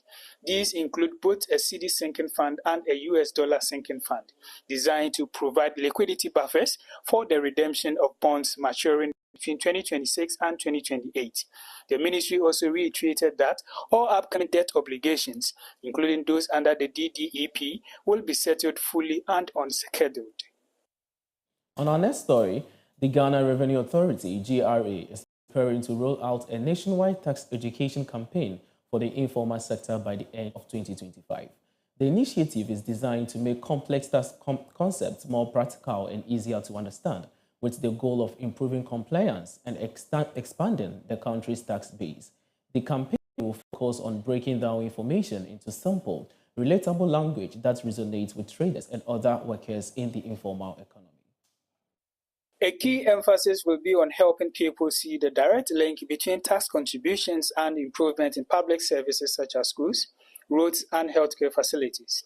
At the 3rd edition of the Society for Women in Taxation Conference in Accra, speakers highlighted the importance of respectful engagement and sensitization in building trust and encouraging voluntary tax compliance, particularly among women in the sector. From a technological perspective, the conference also underscored the potential of digital tools and machine learning to enhance tax collection, drawing lessons from countries such as Chile, India, Kenya, and the United States. Participants pointed out that solutions in Ghana must be inclusive and tailored to local realities. Options like USSD-based services, which work on basic mobile phones, were cited as practical ways to make tax information and payment accessible across the informal sector. Away from that, Ghana is set to abolish the minimum capital requirement for foreign investors under the planned amendment to the Ghana Investment Promotion Center Act. The move is aimed at making the country more attractive to global investors by lowering entry barriers and boosting competitiveness. The announcement was made at the Presidential Investment Forum in Japan, where President John Dramani Mahama positioned Ghana as a stable and promising market. He explained that under the revised GIPC Act, the minimum capital rule will be removed, allowing any investor, regardless of size, to set up a business in Ghana, even with amounts as low as $50,000 or $100,000. We are re-establishing macro stability and the growth momentum of the economy.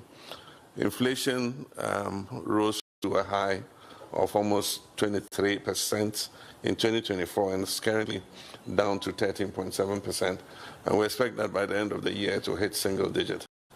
And it's also, our cedi has stabilized. For those of you who know the history of the Ghanaian cedi, it's been one of the most volatile currencies in Africa. And a few years back, we were said to be the worst performing currency. I'm happy to announce that this year, Ghana cedi has been the best performing currency in the world. And as Simon said, we've been upgraded from junk status to B- with a stable outlook. And I'm certain that in the next review, we're going to be upgraded again. The president highlighted recent economic improvement, including a stronger cedi, falling inflation, and an upgrade in Ghana's credit rating, as a clear sign of restored microeconomic stability and renewed investor confidence. We're open for business, and Simon and Co are busy at work reviewing the Ghana Investment Promotion Center Act. Some barriers were put to foreign investment. You had to prove that you had brought in a certain amount of money to be classified as a foreign investor. In the reviewed Ghana Investment Promotion Center Act, we're removing those minimal capital investments. This will enable any investor, however little money you have, $100,000, $50,000, to be able to come in and set up a business. On our last story, Ghana's rice imports are projected to hit 1 million metric tons in 2025-2026 season, covering more than half of the country's demand, despite a rise in local production. According to the latest U.S. Department of Agriculture report, domestic output is estimated at 900,000 metric tons, an 18% increase over last year, mainly due to favorable weather and higher farmer participation. But there are risks ahead as the Ghana Meteorological Agency warns of possible below normal rainfall and extended dry spells this year. Rice consumption is also expected to rise to 1.8 million metric tons, driven by population growth and changing food habits. Urban consumers in particular continue to prefer fragrant long-grain varieties, which are mostly imported. Prices have been unstable. Between March 2024 and January 2025, the average cost of a 100-kilogram bag surged by more than 200%, before easing to about 400 cedis in March this year, still double the price a year ago. Imported rice also continues to dominate the market. Early this year, a 25-kilogram bag of Thai fragrant rice averaged 690 cedis. Vietnamese rice sold at 490, while locally grown long-grain rice was priced at 535 cedis. With about 70% of rice consumed in Ghana imported, producers at home are still struggling to compete on cost and quality. The USDA notes that weak irrigation, low mechanization, and poor processing remain major obstacles to the sector. Challenges that, if not addressed, will keep Ghana dependent on imports and vulnerable to global price shocks. On the same story, rice is now Ghana's second most important cereal after maize, with per capita consumption estimated at 51 kilograms. And while government initiatives like the school feeding program have tried to promote local rice, concerns over quality, supply, and distribution continue to limit its competitiveness. This is all we have for you on Business Update segment. I am Clement Yabankwe. Do enjoy the rest of the show.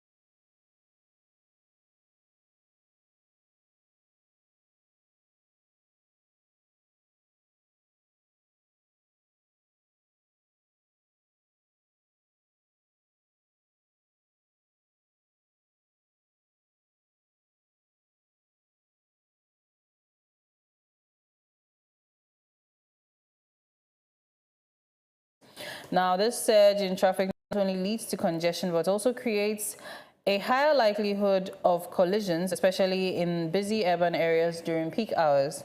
Now, the density of vehicles makes it increasingly difficult for drivers to navigate safely, resulting in accidents that could have been avoided under less crowded conditions. Distracted driving has emerged as another critical issue contributing to the rise in road accidents. With the widespread use of mobile phones and other electronic devices, many drivers find themselves distracted while behind the wheel. Texting and browsing social media or even making phone calls divert attention from the road, significantly increasing the risk of accidents. Now, studies have also shown that drivers who engage in these behaviors are far more likely to overlook the important road signs, traffic signals, and other vehicles, leading to dangerous situations.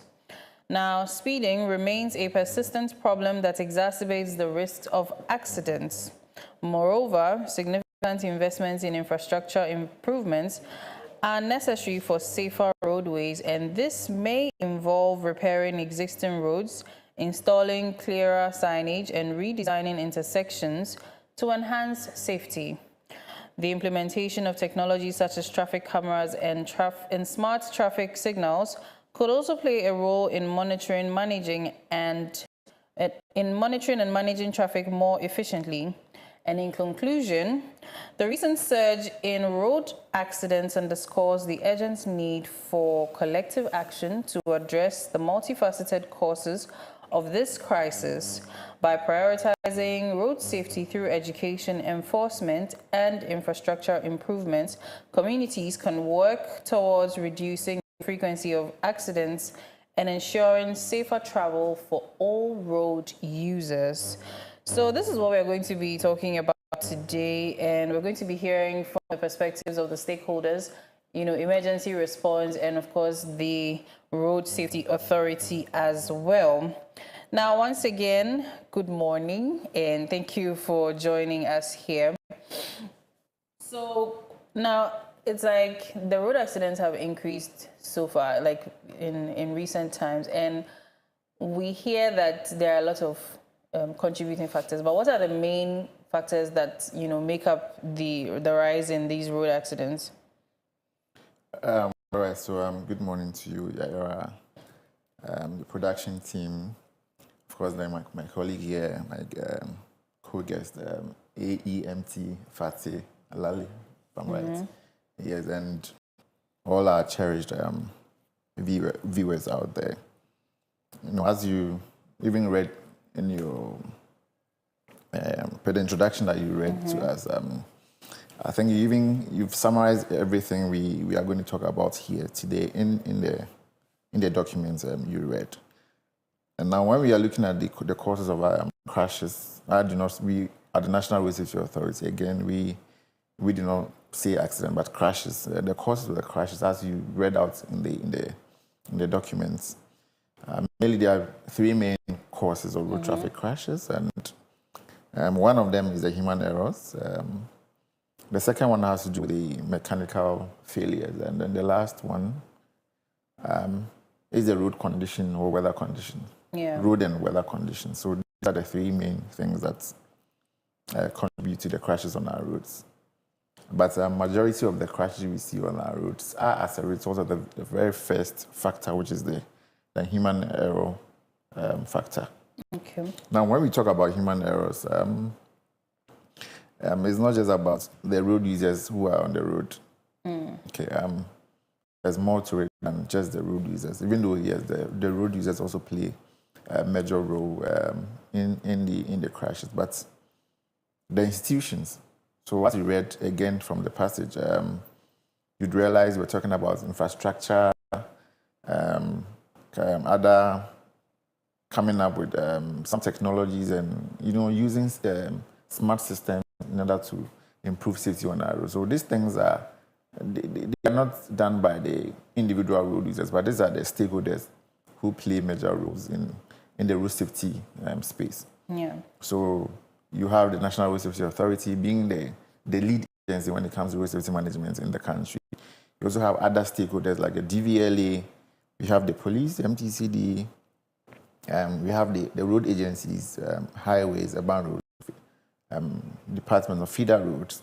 Then we also have our colleagues who are also responsible for the post-crash or emergency response teams, i.e. the National Ambulance Service and the Ghana Fire Service. Of course, the police also is there. So then the media, also play critical roles when it comes to education and sensitization. Okay. Then the local assemblies, the MMBs, okay, so they also have roles that they also have to play before we, the individuals who are on our roads. Okay, so all these stakeholders have specific roles, and some of our activities are also intertwined. Like we work together, collaborate in order to ensure the safety of our road users. So, if for example, during or in the road safety management chain, if any of the stakeholders are not doing their work, mind you, it's also going to affect our safety on our road. So, basically, these are some of the things that lead to. So it's not just one sector or one stakeholder not doing it. And today, I believe, as we are here today, we are not only going to, apportion blame to whoever is not doing their work well, but all what we are asking is that we, as the stakeholders, we should always come together, collaborate, and partner to.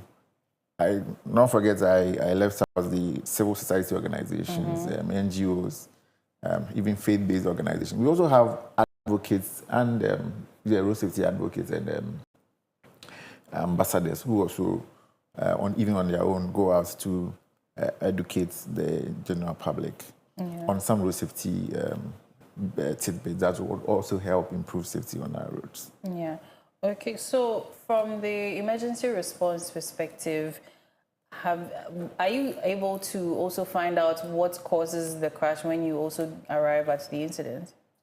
So, we have spoken about, technically about three main points. And from his view, because he's a road safety man, they do most of it. But we also look at where people or attention is not much paid on the health or factor of the person behind the wheel at that particular time. Okay. So you are looking at someone who is tired driving, someone who is not mentally sound driving, someone who is stressed out, or even someone who is on a call and receives a message that changes the person's mental status within a particular moment.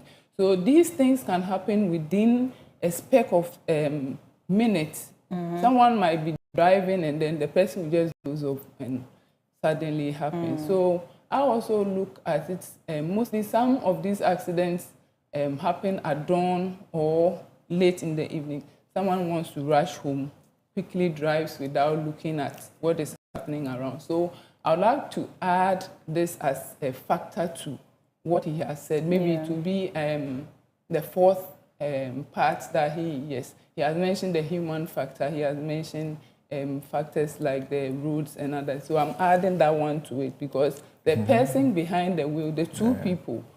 So normally I learned something, said when you are driving, think for the one ahead of you and behind you. So the two, or what happened, whether even the driver just entered into a ditch, he alone was driving.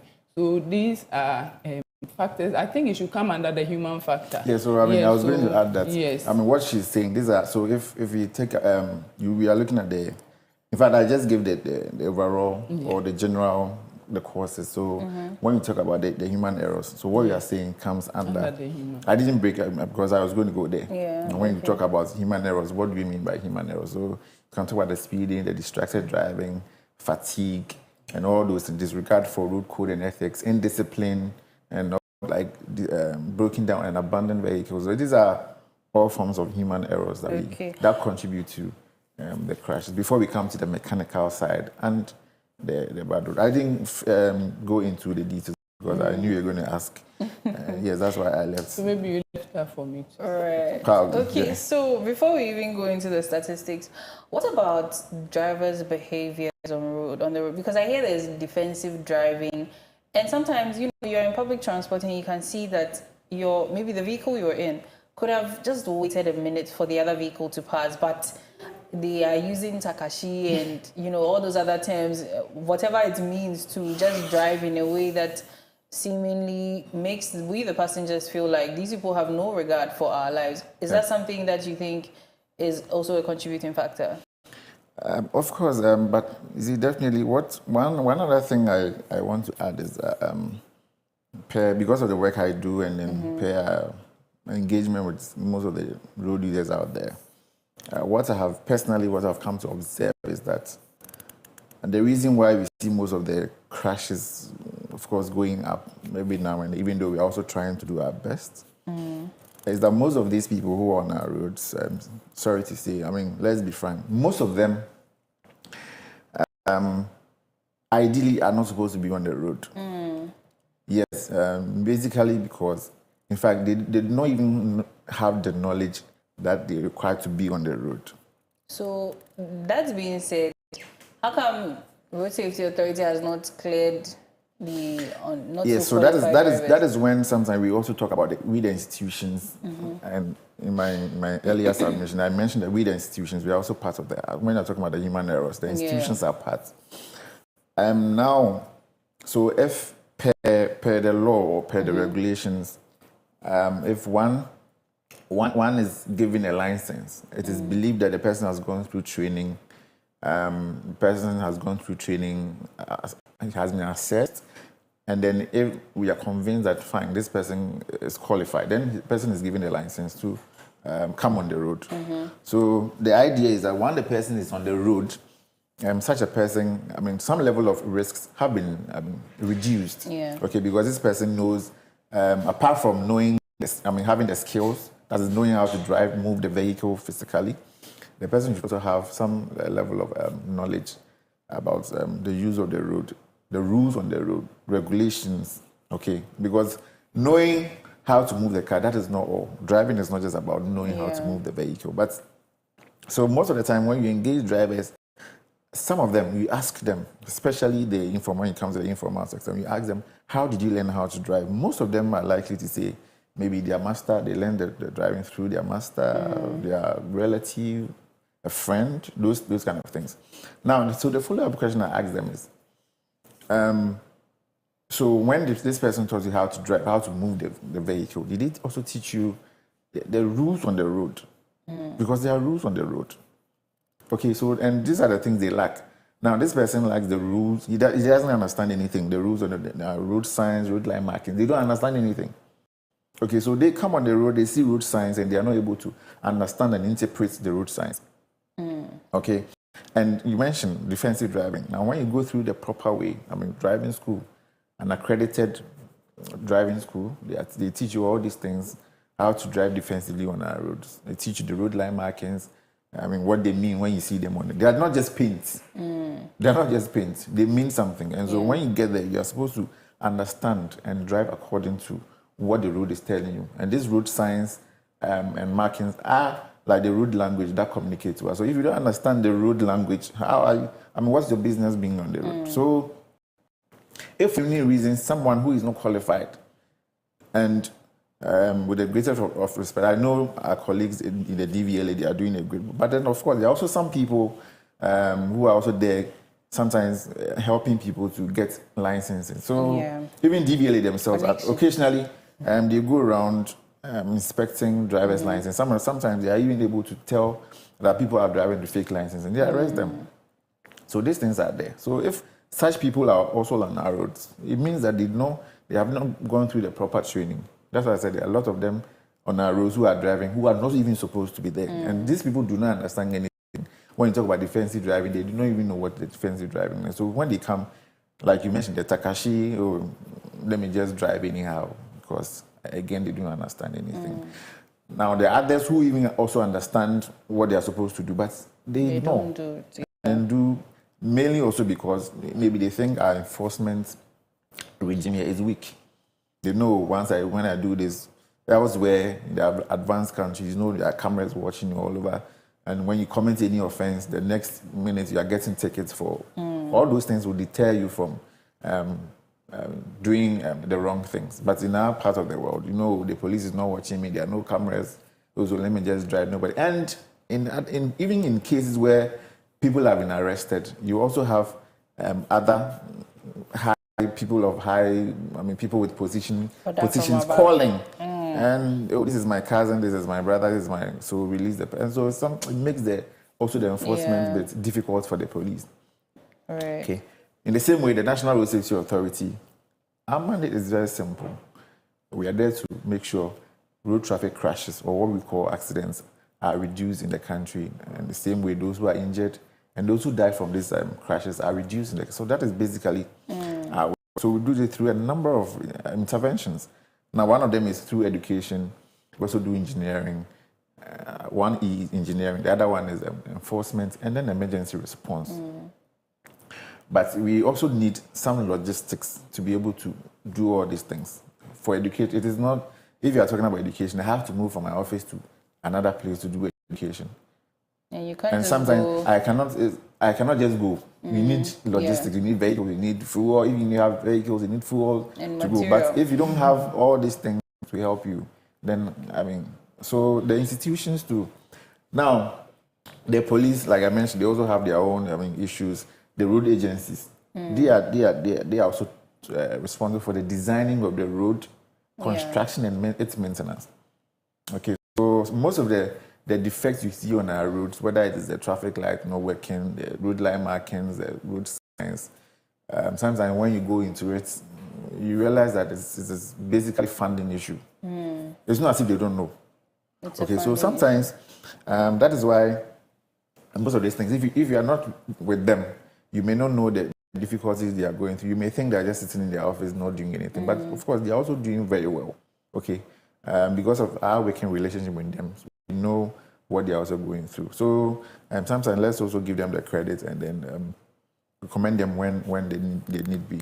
We're only pushing, and of course our colleagues in the post-crash response, like the ambulance service and the Ghana National Fire Service, they're also doing very well. And they also need logistics to be able to do their work. Yeah. So let's say a crash occurs, somebody calls in an ambulance, and they do not even have fuel to move to this. So how do they go? Yeah. So all these things are what make up, if you're talking about proper road safety management, it means we, the institutions, have to be properly resourced to be able to do our work and do it effectively. Right. Okay. And of course, the other has to do with those using the road users. It's not only drivers, the motor rider, even the pedestrian, and then passengers in the vehicles. We all have rules, different rules that we have to play. Okay, so we have a question here.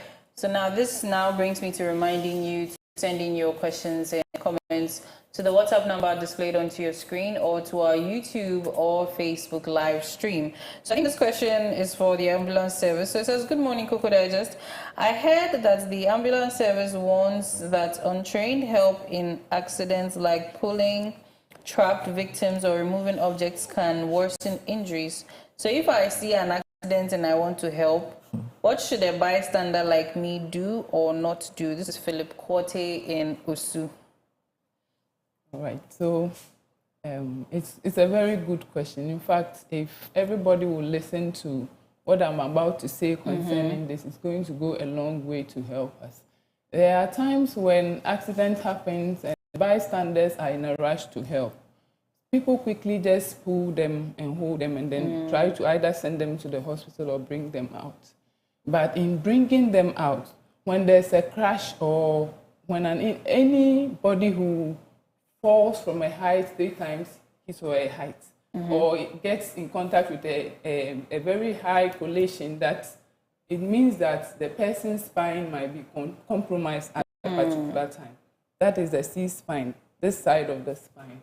And then there are other complications, maybe fractures or other things. So we are advised not to pull the people out.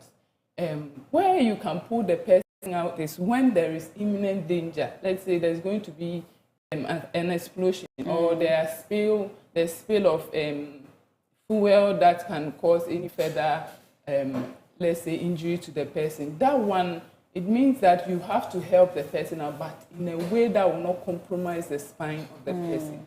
So we advise that immediately you witness that you call 112.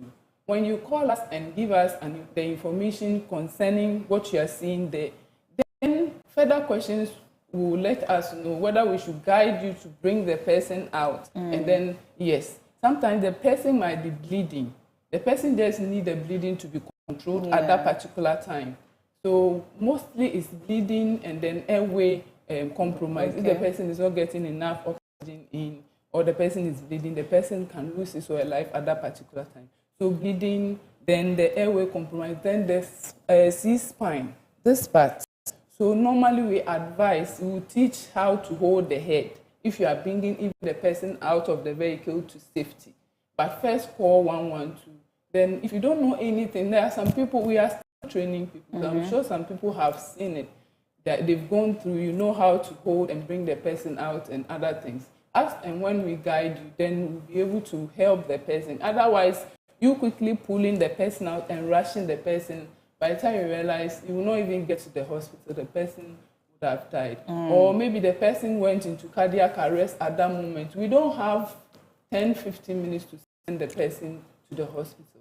So within the very first few minutes, let's say before 6 minutes of that person in cardiac arrest, we need to intervene with CPR. So when you call 112 and we know the situation, then we will guide you. We will pick the call, we will dispatch, but we want to know what is happening and how you can help. If the person is safely in the car, if the person is bleeding, just control the bleeding and wait for us to come, and then we continue with the intervention.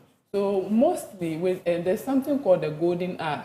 The golden hour. So that's the first 1 hour of an accident. The person is able to get help within that time.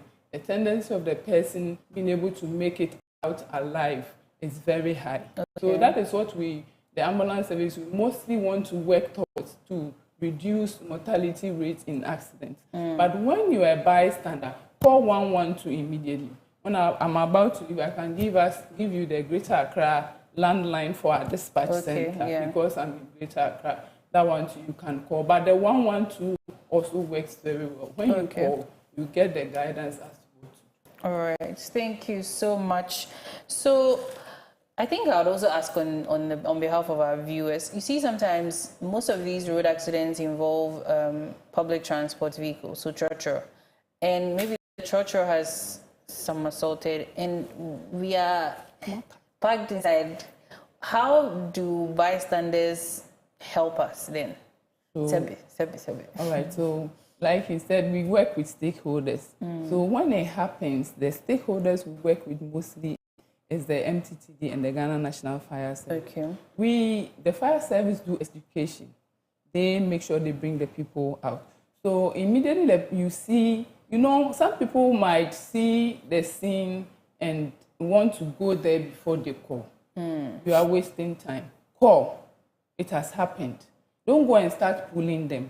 Just call. When you call and it is a road traffic accident, it means fire will be engaged, ambulance will be engaged, police will be engaged. So as and when we are coming, we know what we are coming to do there. Like I said, they also have a way of communicating with you to know how even the car is turned and what will happen next. So let's say if the ambulance service, get there on time, I can't pull them out. All I can do is if I can see someone who is bleeding, I can help in controlling the bleeding. But before I do that, I have to make sure the scene is safe. If the car is going to roll over again and I go under to control bleeding, it means I'll join them in the vehicle. You understand? So we are advised not to go in immediately to want to pull them out. We have a little training in extrication, but we don't have equipment as a service. The fire service does. They do have their extrication devices. They know what to use at each point when they are bringing out the people. So we advise that just call. The call you give immediately will bring us there, will let us come in, and then will help to solve that. There are times where the people can call out themselves. If they're able to come out themselves, it means thankfully. But if they are bleeding, let's control their bleeding, and then we still need the emergency services. Okay, so let's take some more comments. So this one says, great topic, Kokodigest. Sometimes you see drivers overtaking recklessly on the highway with no police in sight. Enforcement is too weak. This is Daniel Aloti in Choko. Then we have, hello Yaira, most accidents are said to be caused by human errors. What concrete steps are being taken to change driver behavior? Janet from Kavenya wants to know. All right, so thank you, Janet, for the question. But even before Janet, I think you mentioned that most of the crashes are coming from commercial vehicles. Is that right? No, I mentioned that most times when you hear of these where a lot of lives are involved. Okay, yes. that is okay. All right, that is fine. Okay. All right, so Janet, as we said, most of the crashes are as a result of the human error. So what we are doing, like I said, one of them is through education. Okay, and so at the National Road Safety Authority, or now you see us going to the terminals. We go to the lorry terminals to educate our drivers. We also go to churches. You go to marketplaces, mosques, even corporate institutions. We are there to make sure our drivers and other road users know what they are supposed to do whilst on the road. But then there are other interventions and other policies, standards, guidelines that we are also that are there to also assist, especially with the commercial transport operators, for instance. I mean, there's a whole lot of guidelines.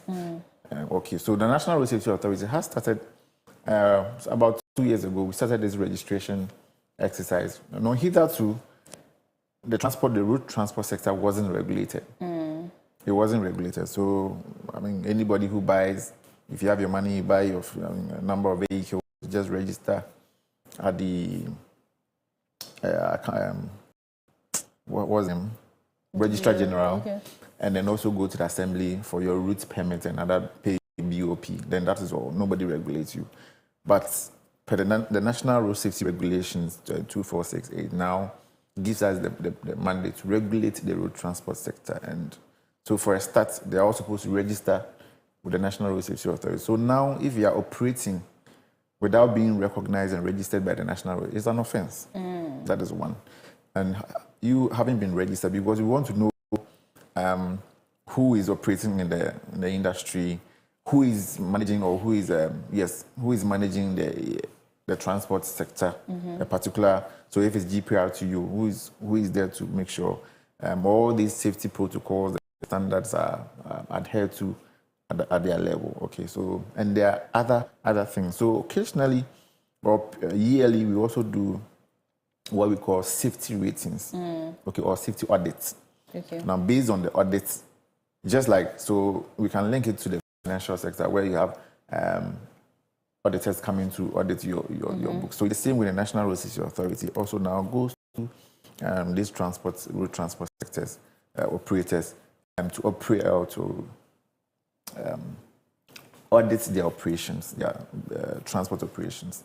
And there are a number of criteria we look out for. And based on the outcome of the audits, we are supposed to rate them, okay, as whether their operations are good, satisfactory, or unsatisfactory. And based on that, it will inform the consumers as to which particular transport operator is safe to even engage their services. And those that fall below the standards, we issue them with some corrective measures to be able to bring them to the standard that we want. Okay. And those who still do not, after the issuance of such directives, if they still go contrary, then at the National Road Safety, we have every power to either impose a sanction by way of fines or even stop them from operating if we come to realize that maybe these people are not ready to either improve their services.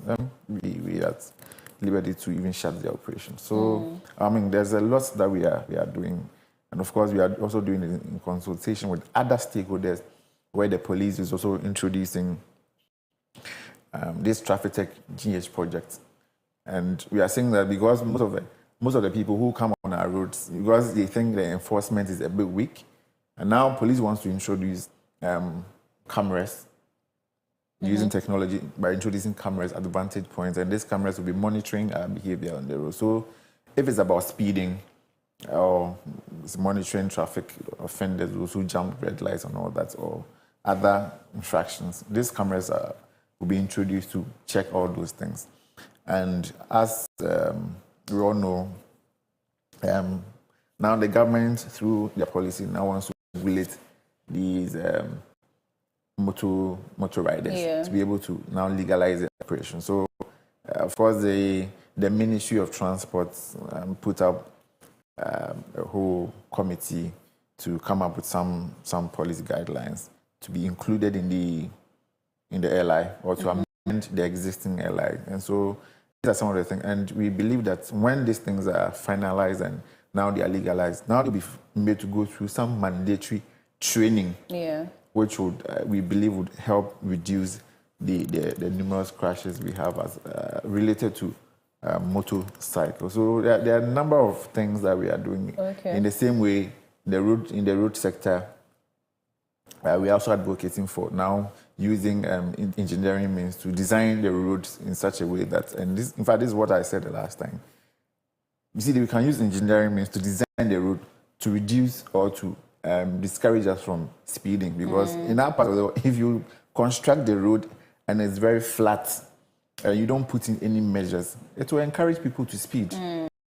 Okay, so what we are saying is we can use engineering means to design the road in such a way that it would, even though the road may be good, but it is designed in such a way that at certain point, it will force you to even reduce your speed. So we have the speed calming measures and not speed. I didn't say we should put speed ramps on the road. No, that is not. It's not every easy when they construct it. It is not everywhere that you can put the speed hump or speed ramp. But there are other speed calming measures that they use. Sometimes even they intentionally narrow the road. Okay, they can narrow the road, and if you know the road is narrow, now when you're approaching, you slow down. Or they introduce what we call the rambo strips, which are not speed humps, but all these things help to reduce or calm speeds. Okay, so we have a question here for the for the National Ambulance Service, and it says, "Hi, Kokodigest. Some accident-prone spots like Suhum and Apam Junction are known black spots. Please ask your guests if they position ambulances near such areas or if it's something they might consider doing." This is Mary in Dansoman. That's a very good question, Mary. And like she's rightly asking, I know Apam, and we have ambulance stations in various municipalities. There are some that are closer to the roadside. They are not far in. So like Apam Junction, where she's talking about, we have a station close by, but you have to enter a bit. It's not just by the roadside. So what she's asking or proposing is what we are still planning to do, especially with the coming in of the emergency responders. We are going to have more personnel to the extent that some will be closer, like the way some of the police service personnel are at visibility points, apart from the MTTD. You know, the MTTD are there in white, and then they have the police officers in black also around to check how does the traffic crimes and other things. So we have them to support our duties, because we are already stationed ambulances already at the various municipalities. And because of that, we will say we are not able to get promptly to where we are supposed to go. So let's say if Apam is there, right, Apam is there, but it has been dispatched to another place. At that point of accident, Apam will not be able to arrive at scene and solve the problem there. So with us having them in to come and help us, we are going to get a very strong force personnel to help in these accident-prone areas.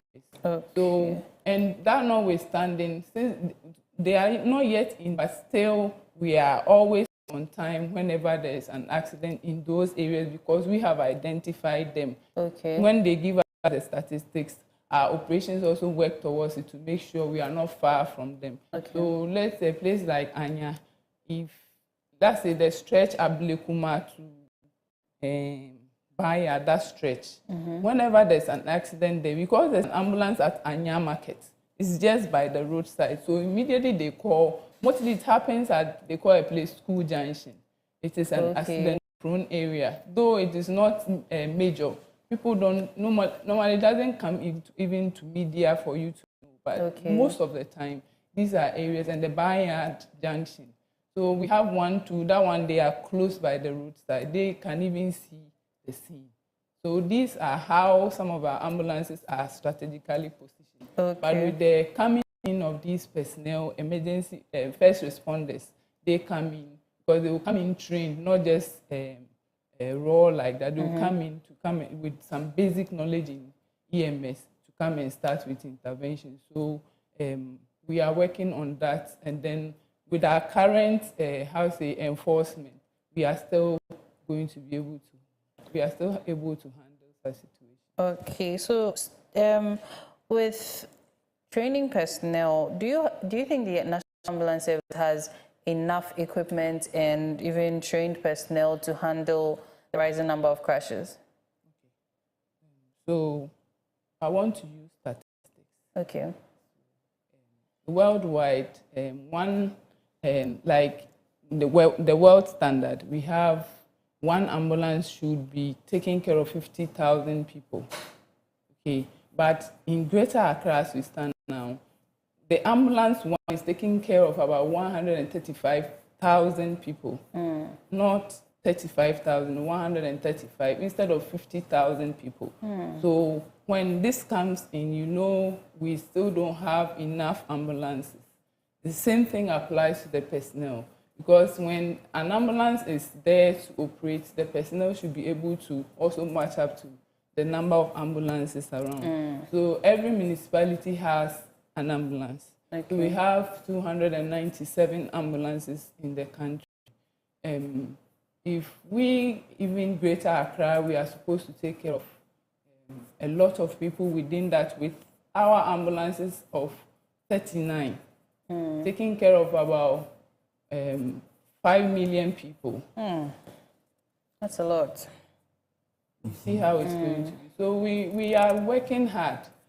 We won't say we don't need, we need a lot of ambulances. We need personnel to come in. We need a lot of medical supplies too. Exactly. Right. You understand, to make our work very easy. So if we get more ambulances and then we are strategically positioned, we work very, very well. We are able to coordinate and then achieve what we want to achieve in terms of not only road traffic accidents, but other medical emergencies that happen. All right. Okay, so we have a question here. It says, good morning, Era. This topic is very necessary. Okay, it's a comment. Some roads are very bad, potholes everywhere, no lights. When you drive at night, it feels like gambling with your life. This is Jaden in Ablikuma. Then also we have on the line Mr. Charles Dunn, the chairman of the Ghana Committed Drivers Association, and we'll be speaking with him to, get yet another angle to this issue. Hello, sir. Hello, madam. Good morning. Good morning, and thank you for having me. All right. Thank you also for granting us some time with you. So, what is the Ghana Committed Drivers Association all about? Okay, let me say a very welcome to your cherished viewers, and especially Kojo Owusu, who is in front of you. I don't know whether he's my senior brother or my junior brother. he has to testify. I'm your junior brother. So, Ghana Committed Drivers Association is an organization which is registered as transport operator. Okay. And our intention is to sanitize the road and have a good drivers on road, and then training of drivers, and then pushing drivers to where they have to be. Like someone driving from abroad to Ghana to build a nice house with a driver in Ghana here, sleeping in a car and sleeping in a kiosk, it varies. So that's the work of Ghana Commuter Drivers Association. Okay. So we are speaking about the increase in the road accidents. Now, from the driver's perspective or even experience, what do drivers say is one of the leading causes of these road accidents? You know, my dear sister, as Kojo was talking, he made mention of human error. In fact, what I've learned and what I know in Ghana here, this human error has to be changed to institutional failure. You see, when he was talking, road safety authority lack of certain things for them to work properly, isn't it? Yeah. It's the same as ambulance services, the same as Ghana Police Services, the same as DVLA. And when it descends to the road authorities, the roads and highways, urban roads, and the feeder roads and all of it. You know, we lack certain things on the road. So one, if all these measures are not being put in place, and we always talk of enforcement, without training the drivers. If we say drivers, we always single it to the commercial drivers, but not talking of the private drivers, the trailers, the motorbikes, the tricycles. You see, we've left all of them aside, and then always focusing on the commercial transport. You see, it is not only the commercial transport drivers, as I put it, used to ply the road. And there are so many laws on in Ghana here, which we are not implementing it. There are so many laws which the drivers and the pedestrians and the motor riders and the trailer drivers, they don't know what to do on the road. You know, Kojo made mention of most of the drivers know that there is a road there for them to drive on, but the road markings, the road signs, and what they have to do on certain points of an accident is not in there. So what are we doing? Always what we hear is enforcement. We can't enforce law without the person whom you are enforcing the law on doesn't know the law. You see, the regulation, the road traffic regulation, 2012, LI 2180, there are so many things in it.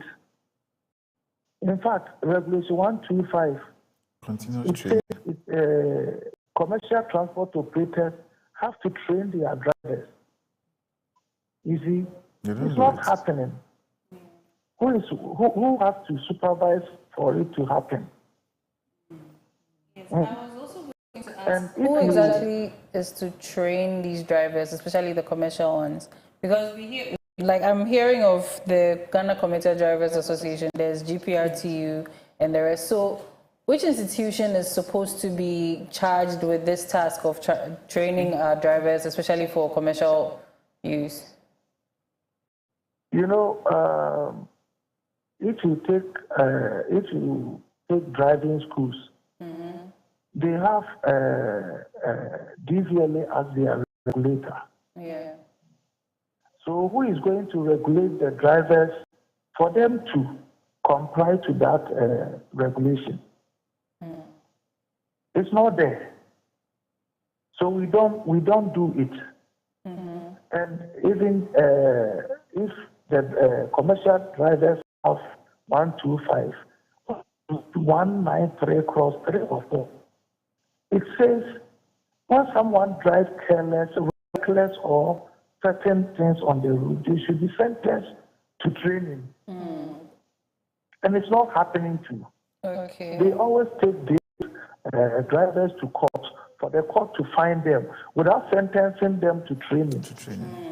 You know, we have so many driving schools in Ghana, which we, the Ghana Commuter Drivers Association, we have driving academies, so we are part of Ghana Drive. Okay. So all these measures are there, but we don't try it or we don't use it, and we always complain. Accident.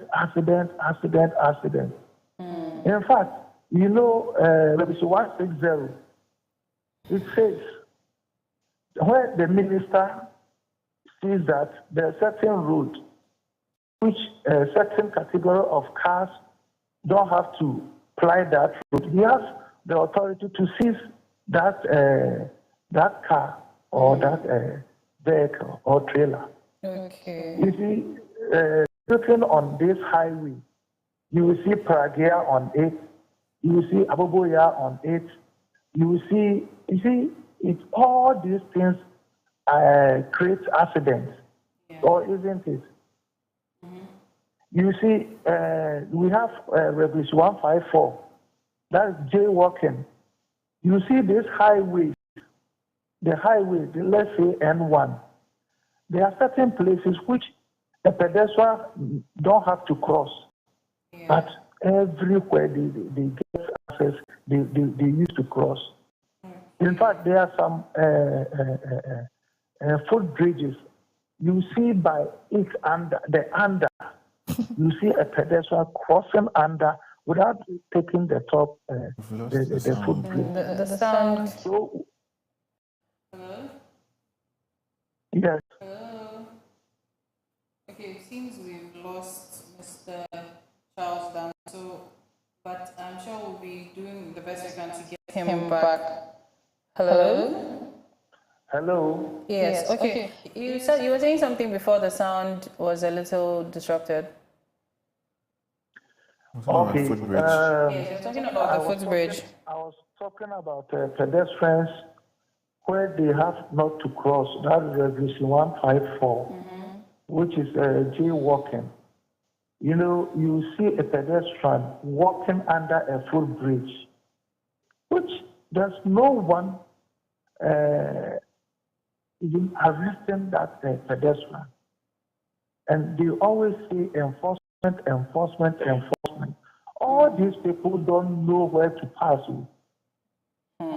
There's footbridge that they pass under, and no one is pursuing them. In fact, if you read the regulation, whenever you don't use where you have to use, you have to be sentenced. And they are not doing it. Most drivers drive on our highways, no camera on our highways, no street lights on our highways, many potholes on our highways, and no one cares to even repair the road. We have roads and highways ministry at every assembly. If you go to the municipal assemblies, they have all the various road authorities there, isn't it? Yes, they do. But if road markings are not good there, they don't care to do it. Potholes, they don't care to even patch it. And then no street lights on our highways. You see, a whole lot. That's why my initial comment, I said, it is institutional failure, not human error. Yes, okay. You Before mentioned. we can tackle this.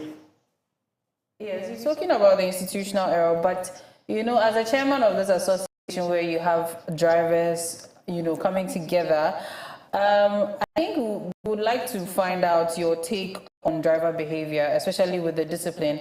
The issues of speeding, you know, drunk driving, fatigue, and even distracted driving. What can you say about that for us? That's what we said. I said initially. Even Kojo also made mention it. You know, commercial transportation or commercial driving, it started as apprenticeship.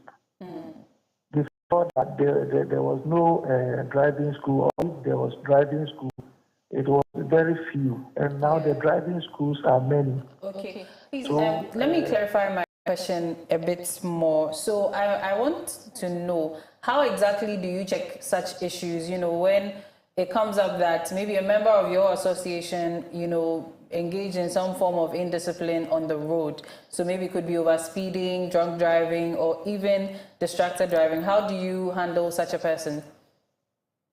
We are doing our best. And as I speak now, I'm at home. And the drivers are on the road. So how can I monitor them?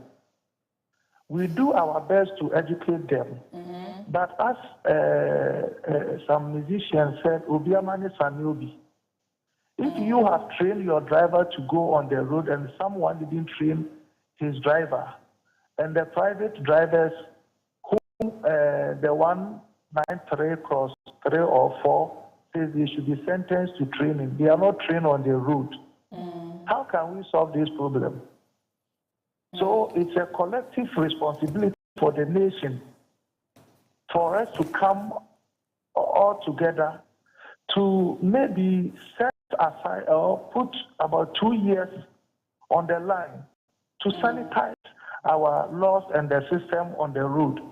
For every driver on the road, whether you are a private driver, you are a commercial driver, to go for retraining, for a retraining studies, so that you know where not to overtake, where to overtake. If someone is overtaking you, what to do, what not to do, and then where the roads are not good, what to do and what not to do. There are a whole lot of it on the road. Okay. And if we talk of road manners always say how drivers are called respect to each other, or each other driver on the road. So if you don't know the driver and if he's overtaking, you have to slow down for the driver. You see, you can't get this without going to driving school or training. Okay. So as I said, in Ghana here, it's only in Ghana where a boyfriend can take her girlfriend on the road to teach her how to drive. It's only in Ghana. Can you do that in Europe or US or United Arab Emirates? Can you do that there? For you to take your own son in your car that you are teaching him or her how to drive.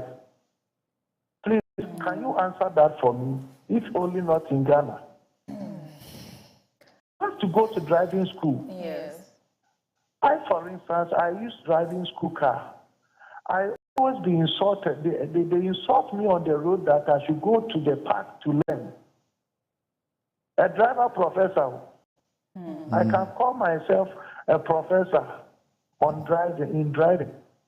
But they always insult me. Whenever you are using driving school car, even the trucks and some of the private cars, they don't even want to be on the road. Yeah. You ask you to go on the park to learn how to drive. Right. Okay. Is it not in Ghana? We have a few questions from viewers, so please hold on. Yes. So this one says, "Good morning, Kokodigest. The situation with our roads is a dire one that needs urgent solution. I lost a family friend in a crash that was caused by a reckless driver who ignored crossing signs on a dark road. How can the CDA drivers or Road Safety Authority play a role in protecting pedestrians, especially with so many faded or missing zebra crossings?" This is Jacqueline in East Legon. So CDA and NRSA, protection of pedestrians. Yeah, so in fact, good morning to my senior brother, Mr. Charles Danso. So please, you are my senior brother. I am not your senior, but you are rather my senior. And thank you for the insights. In fact, I think we are saying almost the same thing. I know when I was also giving in my submission, I made mention of the fact that we, the institutions, we are part of, and as I mentioned the human errors, remember I said the institutions, we are part, okay, but also a lot lies on we, the road users, okay, and I think that is where, and that is the general, we all understand it that way, that even though the institutions play a part, but a lot also lies on we, the road users on the road. Okay, and that is one thing I always want us to always bear in mind, that even though, yes, the institutions are there to assist, to make sure that our roads are safe, but when we get on the road, I don't think there's anybody who can protect you than you yourself. Okay. So let's say, in Ghana, typically, let's say, the police is there to protect you, to protect you from maybe you being attacked by whether thieves or... And fine, once you know that the police is there, would you also go around leaving your valuables exposed because you think the police is there? No. So yes, even though the institutions are there to work to make sure we are safe on our road, but we ourselves, we have a lot to do to make sure. I mean, even when the institutions are failing, you yourself, what are you doing to help yourself stay safe on the road? Now, so as pedestrians, so the National Road Safety Authority, that is why when we are talking about even human errors, for me, I do not even limit it to drivers, whether it is commercial drivers, commercial, private, motorcycle, everybody is involved. Pedestrians, we also play, just like he mentioned, in places where you have been provided footbridges, pedestrians will not want to use it because they think that it is too long for them to climb, or it's going to waste their time. And so, as part of our strategies to help reduce the crashes, we also have educational or sessions for pedestrians. Okay, so we also do a lot of pedestrian safety outreaches, where we are teaching pedestrians where to cross the road and where not to cross. And even at night, when you are crossing the road, because of some of these dangers or risks we have on our roads, our streets are dark at night. So you knowing this, that the streets are dark at night, as a pedestrian, you also educate you that when you are crossing the road, when you are using the road at night, you do not wear dark clothes, but you wear brightly colored clothes. Wouldn't that make you visible to your, the robbers and the kwashibos? When you're on the road, you have to wear colors that would, at least, if a driver sees you. Okay. Of course, most of the cars too on our roads, especially at night, their lighting systems are not good. Some of them are driving at night without any lights. Some of them one. And the lights, they call them bobo. They don't see anything. And there are some too who are fitted unprescribed lamps. They bright more than necessary. And then they've added extra lights that is not even necessary. So all these things are, yes, like I said, the institutions are there to check all these things. But the institutions, as she mentioned, we cannot be everywhere. So typically Greater Accra, as she mentioned, that you have how many ambulances in Greater Accra? Even the ambulances are even more than my staff in the region. Greater Accra, we are, basically 17 staff, regional staff. 17. The ambulances are even more than my staff. And having to man a whole Greater Accra all the way to Ada. And so with this, how do we see us? That is why we are saying that even though, yes, we know the institutions are there to protect, but you yourself, wherever I cannot be there at any time. So you have to always also take your own safety into your own hands. And always, one thing I always say is, don't always wait for a police or think somebody's watching before you do what is right. Because if you do the wrong things at your own peril. All right. Okay, Mr. Danso, are you still on the line, please? Yeah, I'm here, madam. Right. Okay, so quickly, if you can also tell us what you think the CDA should do, or what the CDA thinks the authorities should do to protect pedestrians, and then give us your final words. If it comes of pedestrians, the authorities have to work hard. They have to enforce the jaywalking laws. So that whenever someone did not cross at where he or she has to cross, they have to be arrested. And if it happens so, it will send signals to all pedestrians for them to pass where they have to pass. You know, again, let's commend the president of his 24-hour economy and the resetting agenda. On your show, I'll recommend that, you know, government workers used to close at 4 o'clock, isn't it? Yes. Isn't it? Yes, please. So all these institutions should work 24 hours. Not for them to go to work on at 8 a.m. and then close at 4. We have to now see the roads and highways on the road, patching roads everywhere. We have to see the ambulance services patrolling the road, not that they will be stand aside or they will be stand at one particular place so that we should call them. They should be flying on the road. So if Ghana don't have all these resources, then we must train the drivers who are going on the road very, very well. Right. You know, STC have a driving school, isn't it? Yes. But you see most of their cars crashes on the road, meaning they have trained their driver, but the other ones are not trained. And they will make unlawful overtaking for them to head-on collision, to become head-on collision to the other oncoming car, isn't it? Right. And let me say this. If most of the institutions like ideas, we, the Ghana Commuter Drivers Association, we know much on the road.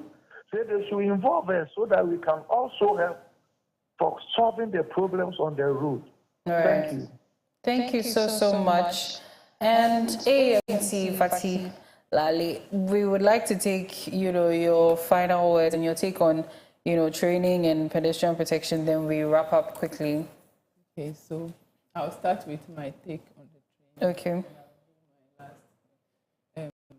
I wanted to mention this earlier, I thought it would come, but from the beginning of this year, we are in collaboration with DVLE. Okay. And then Road Safety is part.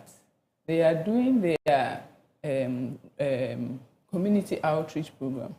They started around, I think, May, and they've been going to various bus stations, not only in this region.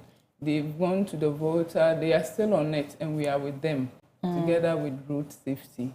So what we do there is to train the drivers and the pedestrians. Okay. So, like, when you go to New Plant Station, you know, there are vehicles there, there are pedestrians and passengers as well, because they will come down from the car and be pedestrians.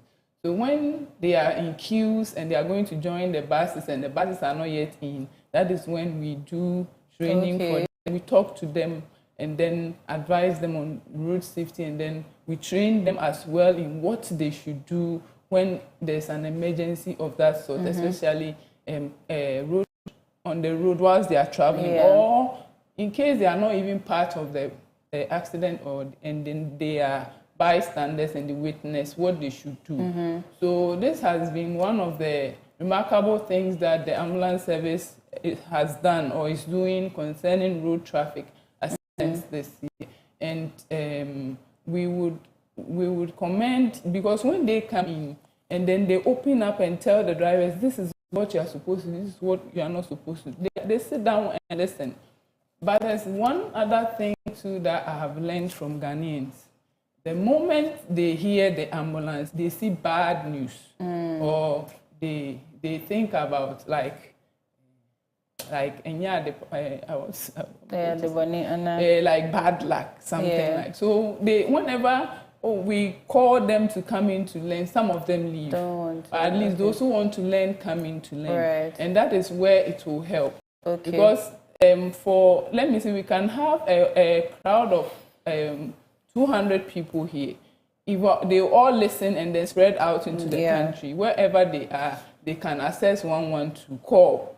But if they don't listen and they go away and they are in need of ambulance, they will not even know what to the number to call 112. You mentioned that you give us the number. Yes, our control. Okay, so we have 055 055